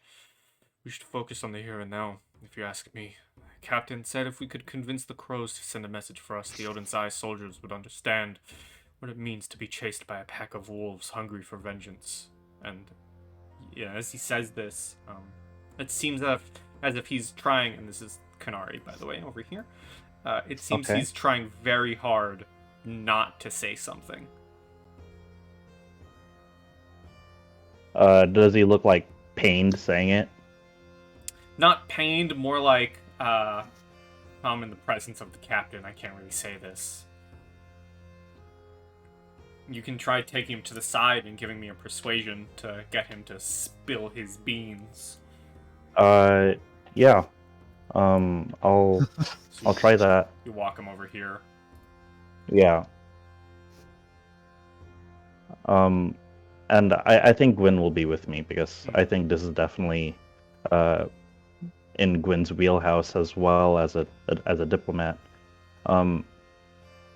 We are here to find the truthful and rightful resolution to this, my friend. Is there anything else that you know? Give me a persuasion.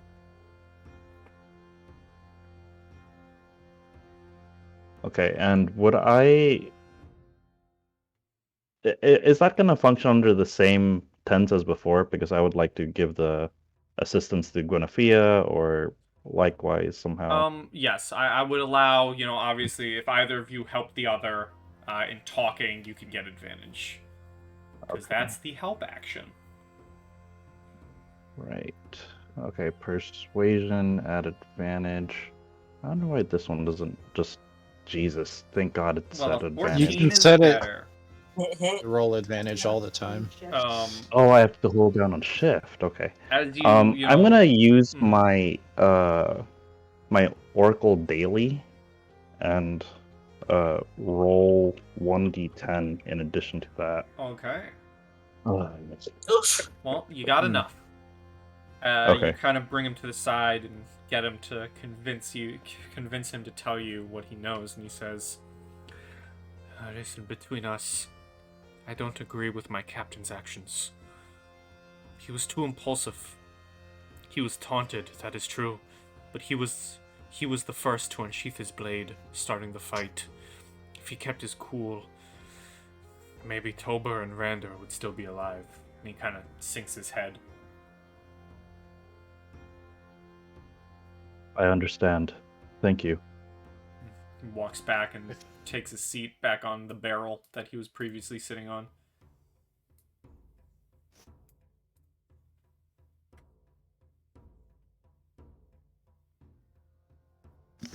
All right. Burfin didn't say anything, right? When I Not yet. asked. Oh, not yet. No. Not yet. Did he look like he was gonna say something? If you go up to him and ask him, he would say, and ask him about the situation, he would say, upon arriving at Dreymandibu, we were shocked. I had never seen so much blood on the ground. Corpses, entrails, severed limbs everywhere. People had always been nice to those wolves. In exchange, we'd offer them our protection whenever we were around. But there had never been any problems before. At most, we had to chase away some wild beasts, nothing more. Once we even had Edvald the Hunter come with us. He lives in one of the last huts here in Varmfors. You can go ask him about the village. Where can I find this individual? In one of the last huts here in Varmfors. Yeah, I guess I was asking more out of character. Where in the village? Yeah. Towards the end of the village. Okay. The other side, yeah. Okay, we'll take that as information. Mm-hmm. Yeah, we can go visit this guy and not be like, oh, where is it? Mm-hmm. Okay. He's at the other end of the village. What do you mean you can't find it without a map? Thank you, Burfin.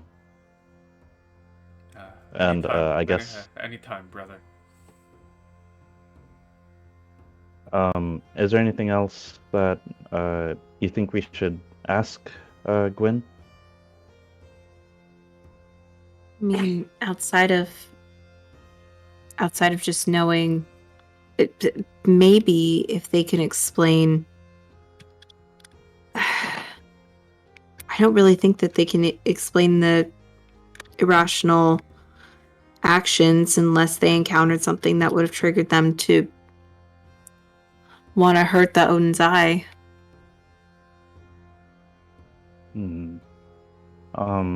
That does make me remember. Burfin, you said you saw the carnage before weapons were drawn. Is there anything strange about the carnage that you remember? Did you find any, or did you spy any warriors' bodies in the mass? We didn't see anything like that. We approached the village and saw that the Odin's Eye was just standing there above these corpses.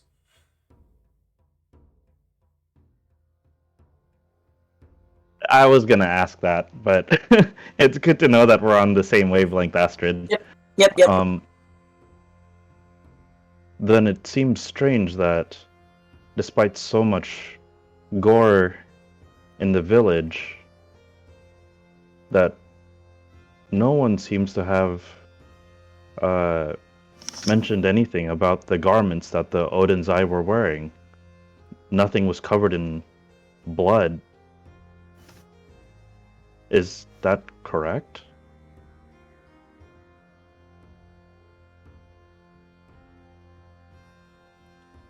Well, that's why we approached them. That's why our captain wanted to question theirs. But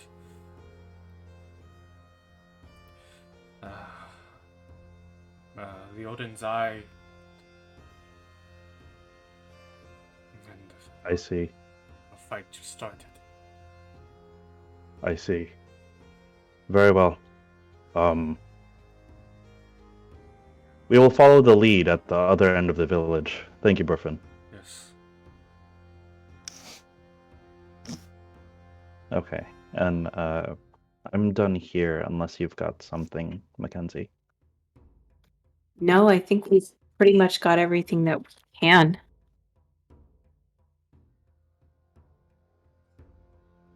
Okay. So did he I guess- confirm that Odin's Eye warriors weren't covered? Yeah. Okay. So- Like out of character. It seems like the order of events up to this point is Odin's Eye gets there. They see that there is a giant clusterfuck of blood and gore, and they're like, "Whoa, what happened here?" And then the Wolves of the Shadow, who are buddy-buddy with this village, get there too, and they're like, "Well, these guys that we hate are in front of all these bloody bodies, but when we go up to talk to them, they just make fun of us, and our captain, like, loses his shit." So, it seems like some fault can be attributed to the Wolves of Shadow in this particular instance, but the root cause is still a mystery. If, just for sake of things, if you have no more questions, I'm going to be moving everyone back to the barrel map, which is the inn. Yeah, you can go ahead. And Thank you. as we move back to this image, Astrid is finishing off the tail, and Thule is rallying everyone. Everyone's clapping. Everyone's shouting. How much would it cost to buy everyone in this inn a drink? Well, as you say that, Thule is basically, thanking you for the tale and praising the gods, and he's in such a good mood that he just gives everyone a free cup. Nice. Okay. And then we'll go back to the normal songs that the minstrel plays. Well, I kind of want to talk to him first. Maybe he could take a quick type 5. Yeah, I'm gonna keep the music on because it's good. But you can surely talk to Irvin. Because, bards notice everything. Mm-hmm. So I will just plop down on the bench and say, "That was wonderful. You're a fine musician. Thank you." Oh, well, thank you for giving me the opportunity to play something else rather than the usual. Oh, no problem. I know how that goes. So, do you live here in the village, or are you just passing through? Oh, I actually arrived right before this whole situation between the Eye and the Wolves. I was just passing by, but decided to stop to see how it all ends. I usually move from town to town, but looking for this kind of situations, great inspiration for a new ballad, of course. Oh, of course. The plight of two clans would make for a great song, if you ask me. Well, especially when you consider sort of the mystery involved, don't you think? Give me an insight check, please. Okay.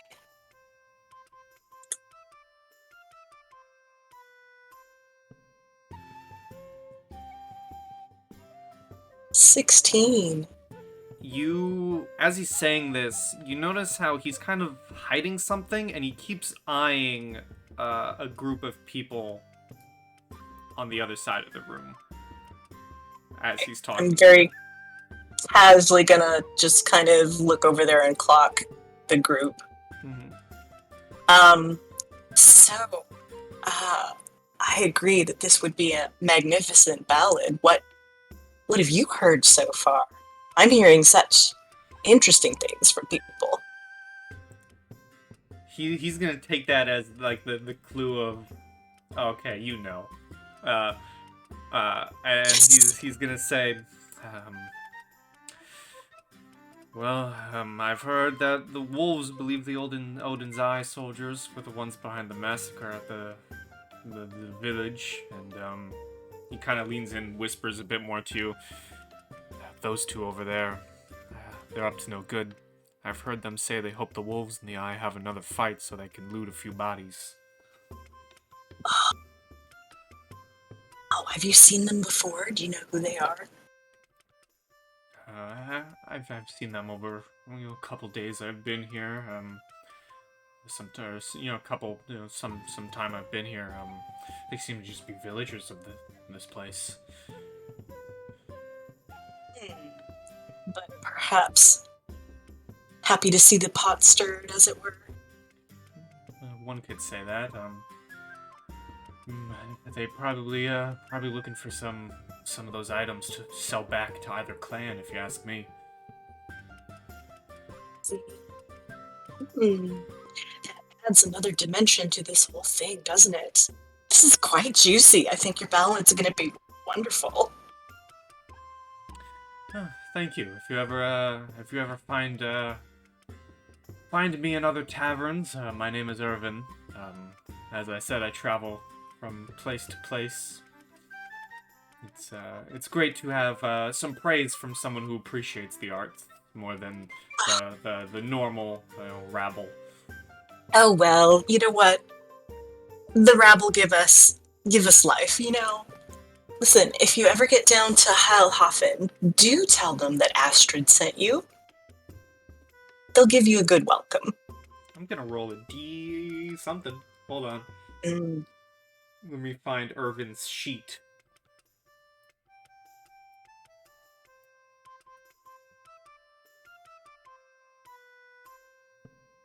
And roll a quick something or other.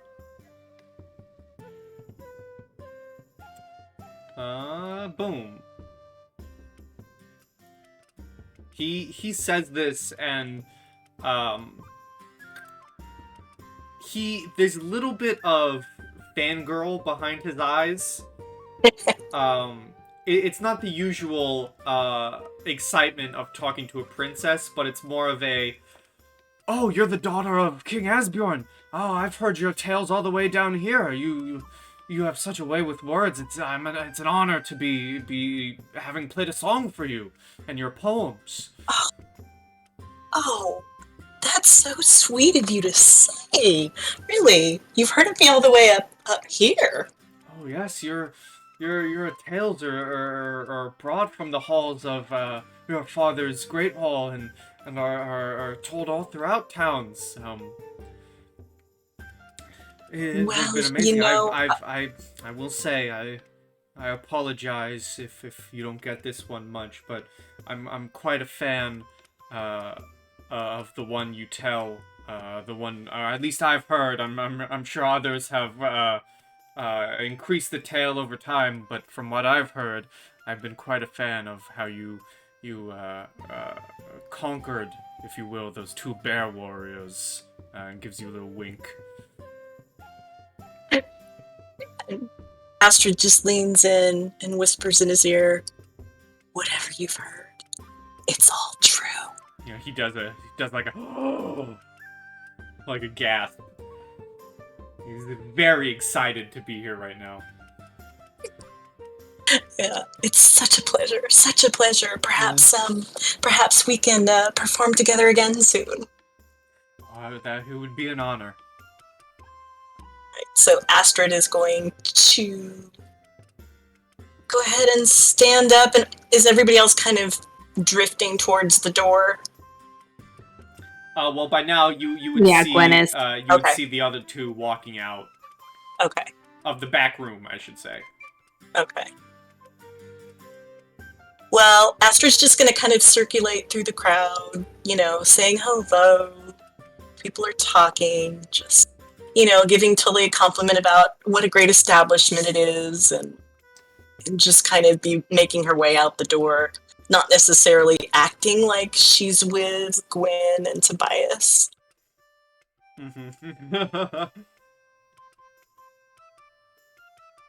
Give me a perception check, Okay. Astrid.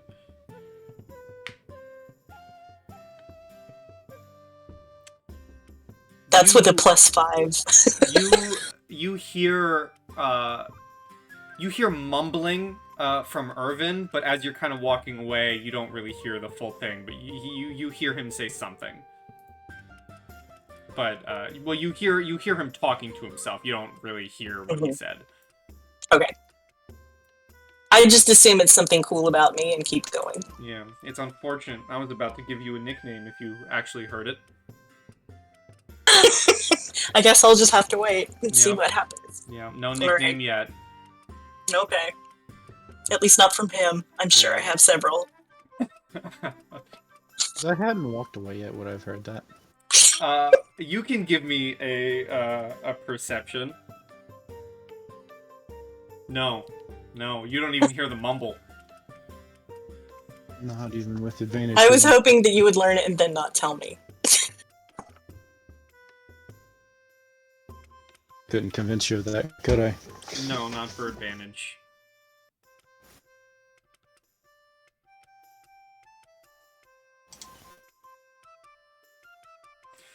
What's everyone doing? Heading outside. Yeah. I don't know what I missed. I had to step away. You missed, Astrid getting her ego inflated. That's it. I think. And so anything from Well, Styrmir? and good intel from the wolves. Oh, yeah, I don't know if you were here for that. Do what? Oh yeah, do you want to? We're here for the back room I talk. was here for all that. Okay, yeah. Then the only thing you missed was Irvid giving Astrid a serenade. Yep. Alright, so are all of you heading outside? Yes.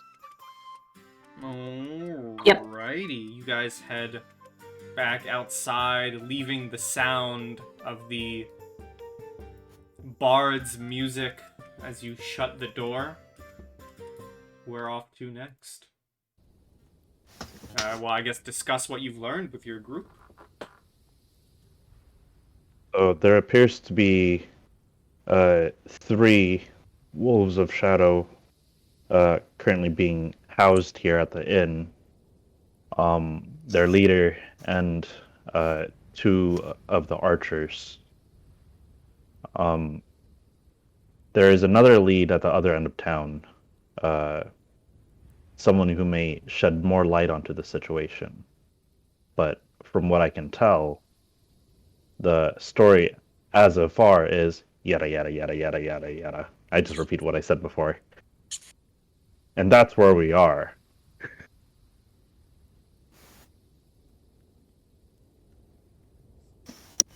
Astrid will tell everybody about the 2 villagers that Irvin pointed out and say, it seems like, at the very least, they would be happy to see some trouble. I don't know if they are involved at all, but I suppose we could find out if they've been talking to either side. I didn't really want to talk to them because I figured if I came over and started asking them questions right after I talked to Irvin, that might cause him some trouble. Mm. Oh, and also he's heard of me. Oh, you have a fan. More than one. Oh, don't call. Don't set her up for that. Oh, one thing that I think it's important that we all know is that there's definitely a misunderstanding that happened here. So clearing that up and showing that unison can happen within this town, I think would be of the utmost urgency. I have an idea about that, but we do need more information, definitely. Well, now we seem to have 2 potential leads. I wasn't aware that there was a party that would benefit from the 2 clans fighting. Yes. And they may not be the only 2. Do you think it would be wise if we watched them? I do, and that does make me wonder if someone may have committed this atrocity in order to set off such an event. That is my suspicion. I believe there is another group involved that deserves the blame. Do you think it's a group, or we did just fight a troll king? There are strange things happening, creatures appearing, things that were from old stories. I don't think we should rule that out either. But Well, the Odin's Eye soldiers, as well as I guess this is kind of extrapolating, but warriors from both sides seem to suggest that such a massacre was done by human hands rather than by a creature. all right. So if it was just a single man or woman, such a feat would be frightening and incredible all at once. It But also seems, putting the clues together, that neither side did it. Agreed. exactly. We should probably follow up on this final lead and draw a plan of action from there.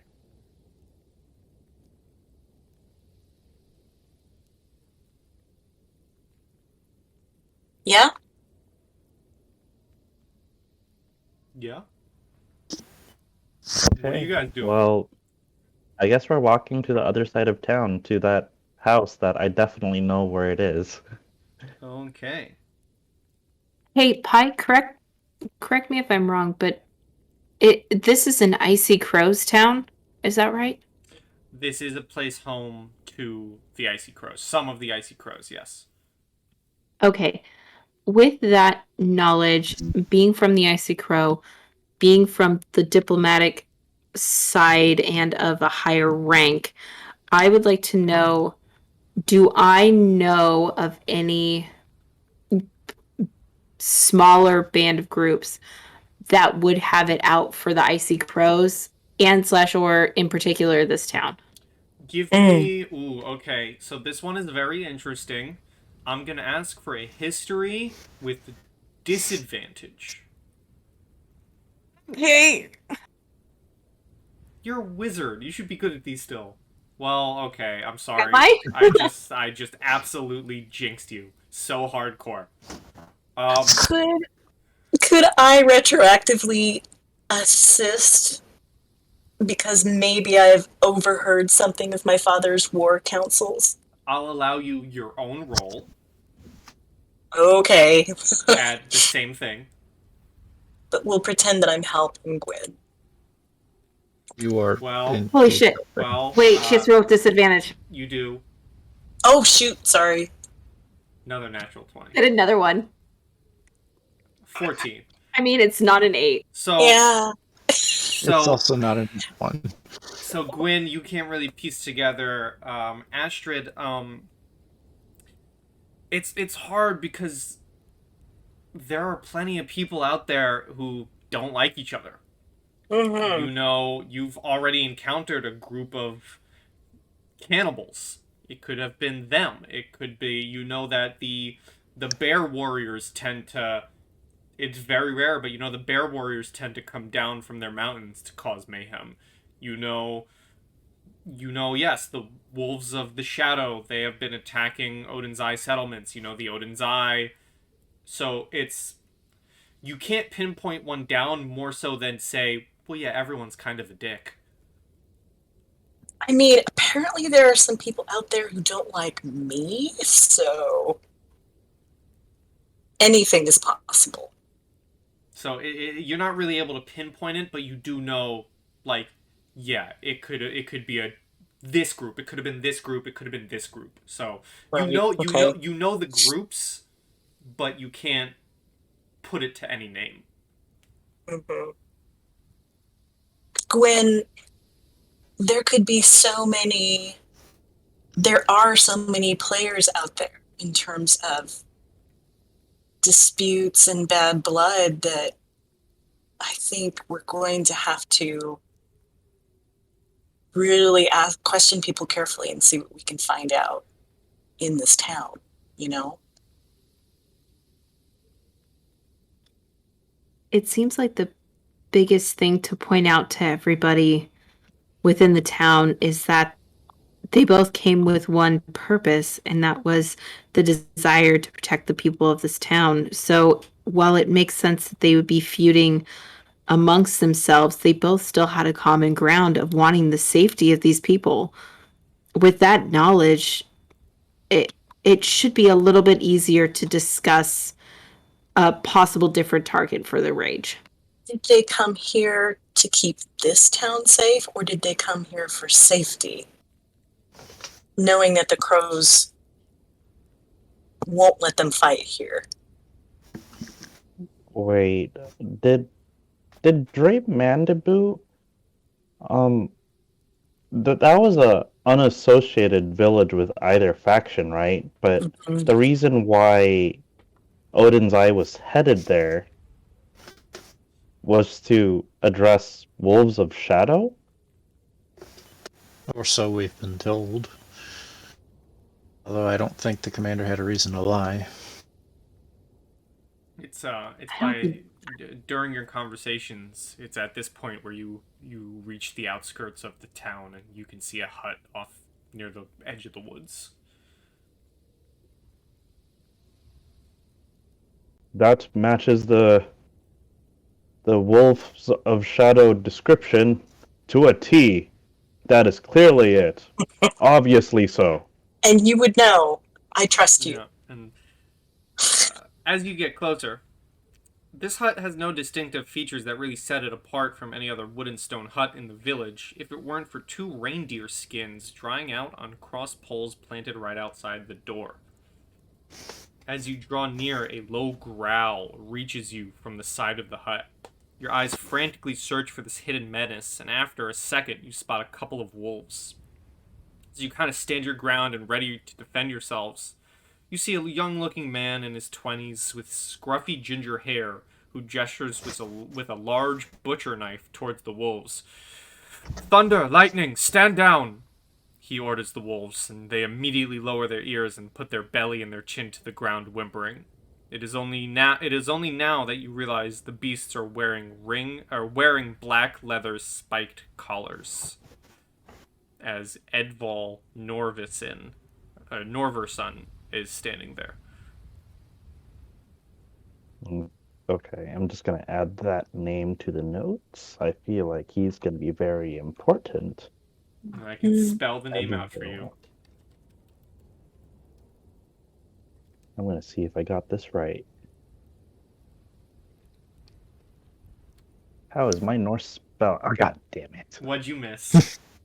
I used an I instead of an A for Edville, and I used the F instead of a V. Ah, dang it. And as he's kind Okay. of standing there and you guys kind of suddenly abruptly interrupted, he says, can I help you? Yes. We were hoping that you would be able to shed some light on the carnage at Dreymandibu. We're here to resolve the issue.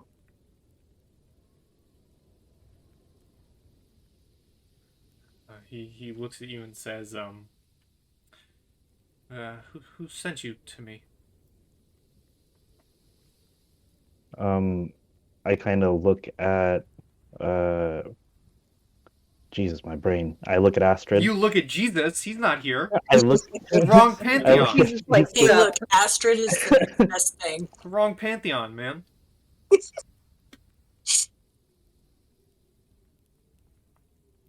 I guess her towards Astrid.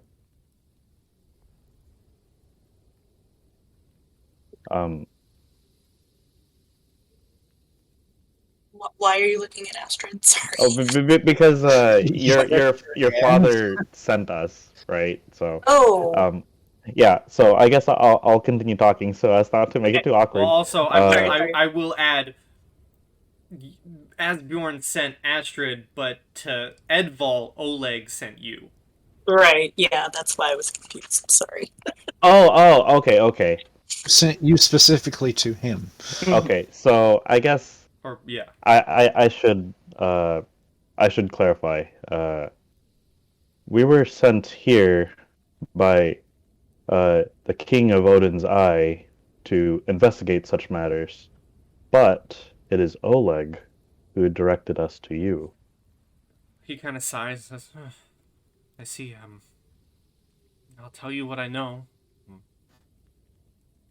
I've known Oleg for some years. He stops by with his patrols whenever he's heading to the frozen wastes beyond the Great Forest. A few times we've gone hunting together, and he asked me again and again to join his patrol. He insisted I would make an excellent ranger, but I don't care about clan politics all that much. I live for the thrill of the hunt, darting through the forest with my wolves, tracking down bears. You see, he pauses, looking at his own reflection in the sharp knife he's holding. I spoke with Oleg when he got here last week. It had been a year since last time. He told me everything. I'd like to believe him, but something doesn't feel right. Why would the Odin's Eye soldiers slaughter all those men, women, and even the children of the village? I asked Oleg if the soldiers were covered in the victim's blood. I didn't get an answer. Quite the opposite. He went into a rage and almost went for my throat. He even accused me of having turned my back to him and having been corrupted by the Eye. Well, listen, I hadn't turned my back to him, but I have now. I think the Eye soldiers were wrongfully accused just as I was, and I think Oleg caused the bloodshed without a good reason. And I think maybe Oleg is now slowly realizing this too.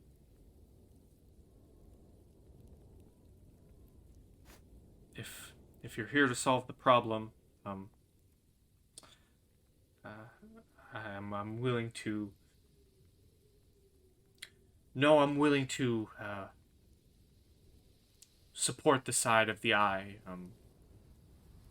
If you need me to speak with the crows, I will. I have a problem of my own, however, you seem capable of handling, if you wouldn't mind. Speak. It's my wolves. They refuse to leave this hut as if they're afraid of something, and I can't get them to move. Perhaps you'd be able to do something yourselves. And if you could, bring them for a walk or something and get them to leave. I'm willing to lend my voice to your cause.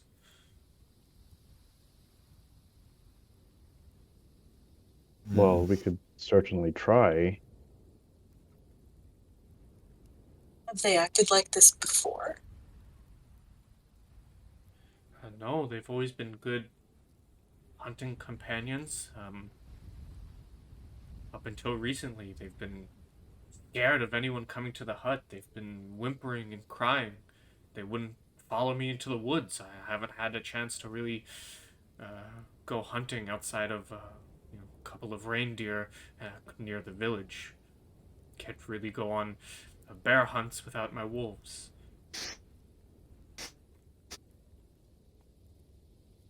Have there been any... Go ahead. Oh no. I don't have a direction yet, but please continue. It's possible that we're gonna say the same thing. Have there been anything that you've been tracking or hearing lately that's out of the ordinary that perhaps has spooked them? Or maybe a certain place when they started acting like that. Mm-hmm. I'm not too entirely sure. I know the last time when, as I said, when Oleg came through here, my wolves went to defend me. They snapped at him, but that would just be loyal animals. I don't think that would mean anything. The way they acted when we approached, I'd say that's probably just their reaction to outsiders they don't know.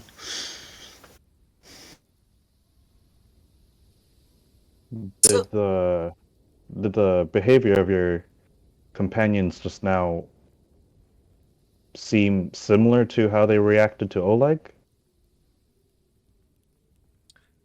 They seemed worse. They didn't get a chance to snap at you before I was able to calm them down. So they seemed agitated somehow. Yeah, they did, but Yeah, as I said, Oleg did go for my throat. Tried to. I see. You know it, Oleg, well, correct? I thought I knew him well.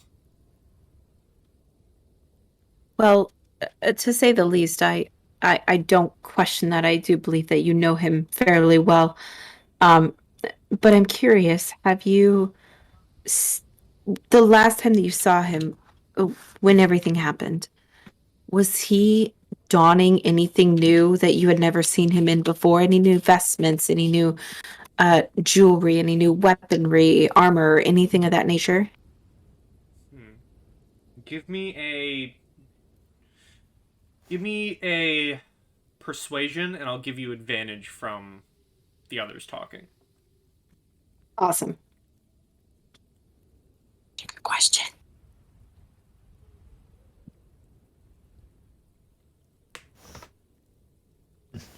That's perception. Did I say perception? I meant persuasion. If I said perception. Okay. I'm just making sure. Because that was definitely a perception. But that's not all too bad.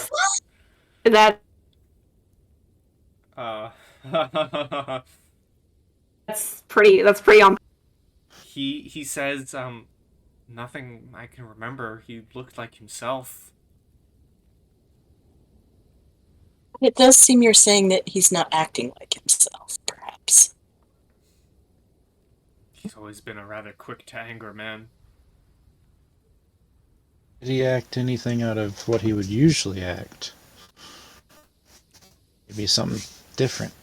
Well, up until recently, he was always very friendly with me, so I would say yes, acting very differently. To suddenly accuse me for turning my back on them.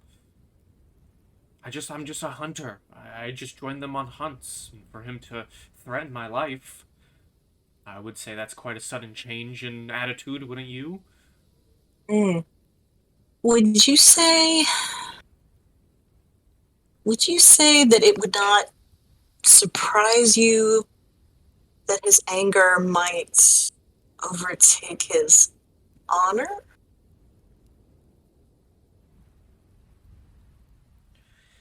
I've always known him to be an honorable man, but accusing me of turning my back on them when all I've been has been a simple hunter for them doesn't seem all too honorable to me. It's distressing. And if he, like I believe he has, if he did murder all those people, then there's no honor in that man. So you would go so far as to say that you think he committed the crimes as opposed to just falsely accusing the eyes? I would, yes, and if I were to be brought before the crows, I am willing to testify that to them as well. But you don't have any solid proof of that. I do not know, but other than his change in attitude and sudden aggression. Those are definitely notable. Hi, would you allow me to circle back to if he was wearing anything different and roll a persuasion? Sure. And you can do it with advantage. No. That's not much better. No, not at all.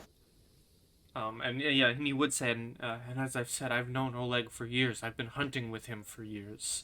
This sudden change in attitude and anger. Sudden accusing of the eye when he didn't even answer my question. When I asked him if the eye were covered in the blood of the people, he went for my throat. That surely has to say something. What about him? Was he covered in blood when they came into town?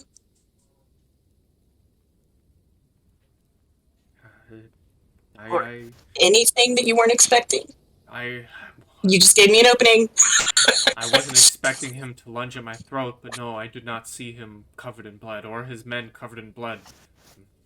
I did notice the lack of some of their men. Strange, none of them being covered in blood if they were in a skirmish with the eye. Even the survivors. It's possible they found time to clean it off.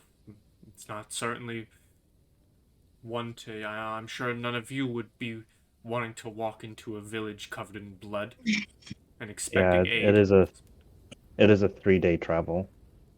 Yeah.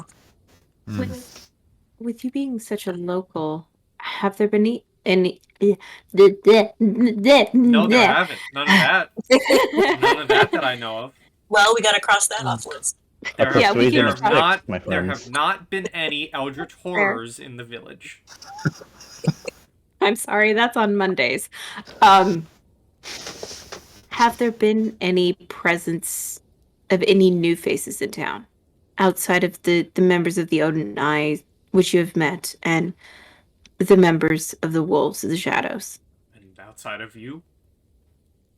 Outside of us. The only new member that has recently come to town has been the bard Irvin. That's not unusual. Plenty of folks come through town. Have you seen Irvin before? Has he been here before? I don't really go to the tavern much to notice. I usually go for a meal now and then. This is my first time seeing him. Yeah, I spend most of my time in the woods with the wolves, but the wolves don't want to go. What have you already tried to tempt them with? You're clearly a master of the forest, and we don't need to retread ground you've already taken. I've tried everything. I've tried meat. I've tried calling them with a whistle. I've tried petting them. I'm out of ideas, and that's why I'm asking you new faces. Perhaps you know something that I don't on how to handle animals. I do have one idea. It is very unorthodox, but you said before that you and these wolves, Thunder and Lightning, you three seem to enjoy the hunt more than anything. Is that correct? Yes, that's true. Then how about you have them hunt me?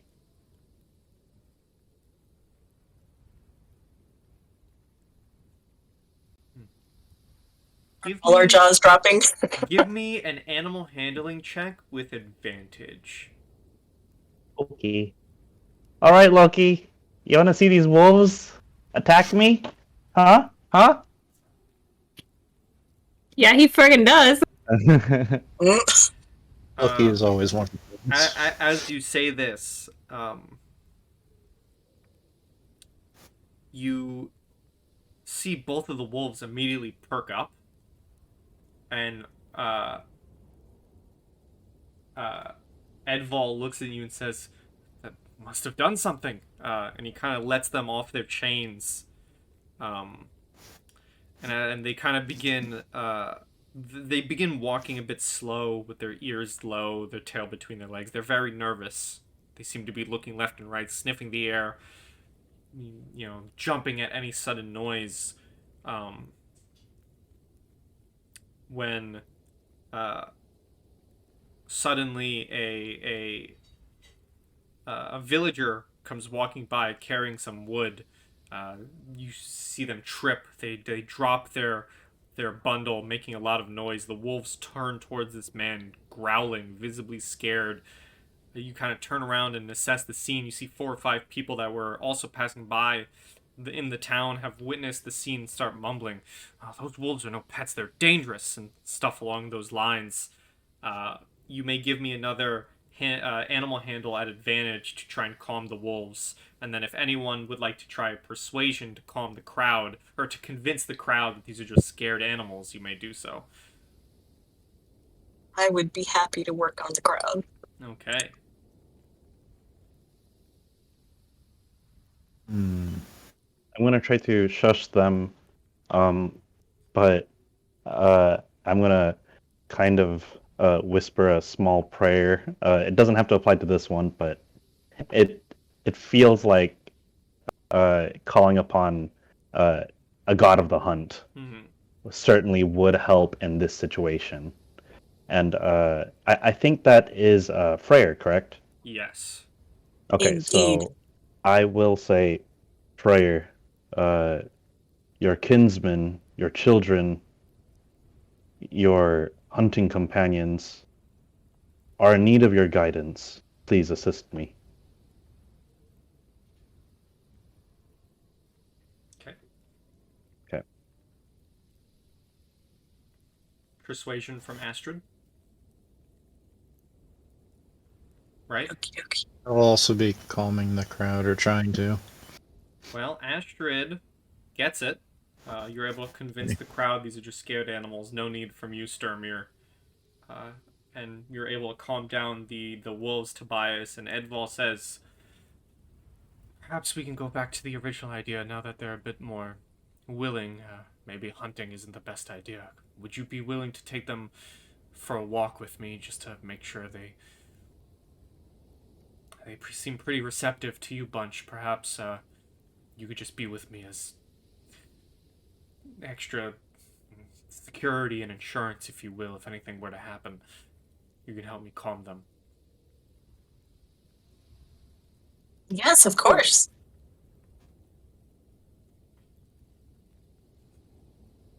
As we're walking, I'm just going to start quietly talking to the wolves and telling them how beautiful they are and how much they look like Odin's wolves.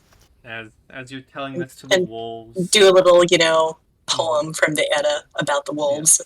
as you're talking to the wolves and you guys are walking, eventually you find yourselves outside the Temple of the Icy Crows. It seems that Edval and the wolves are regaining a bit of their confidence, but as you guys are walking, you notice Oleg Greytail and one of his men are walking away from the temple, having tried to convince the crows to support him. You notice immediately the wolves start growling, their fur puffed up, their claws sinking deep in the ground. Any of you can give me an animal handle at this point. Okay. Can I give somebody advantage? You may. Okay, Hey. because my animal handling is crap. You can give it to Tobias if you wish. Okay. Yeah, I'm gonna. Yeah, that didn't go well. So Tobias, you'll have advantage on your animal handling. You can immediately see, and you can relate to this group. The wolves are very disturbed by Oleg's presence, and Edval, seeing this, shouts out at Oleg, "My wolves haven't forgotten how you behaved last time we met." And as he shouts this, Oleg, surprising your group, but also you notice the companion he's with. Oleg responds with a returning snarl, this rage-filled snarl, as his companion jumps back a little bit and looks around for a moment before putting his hand on his sword.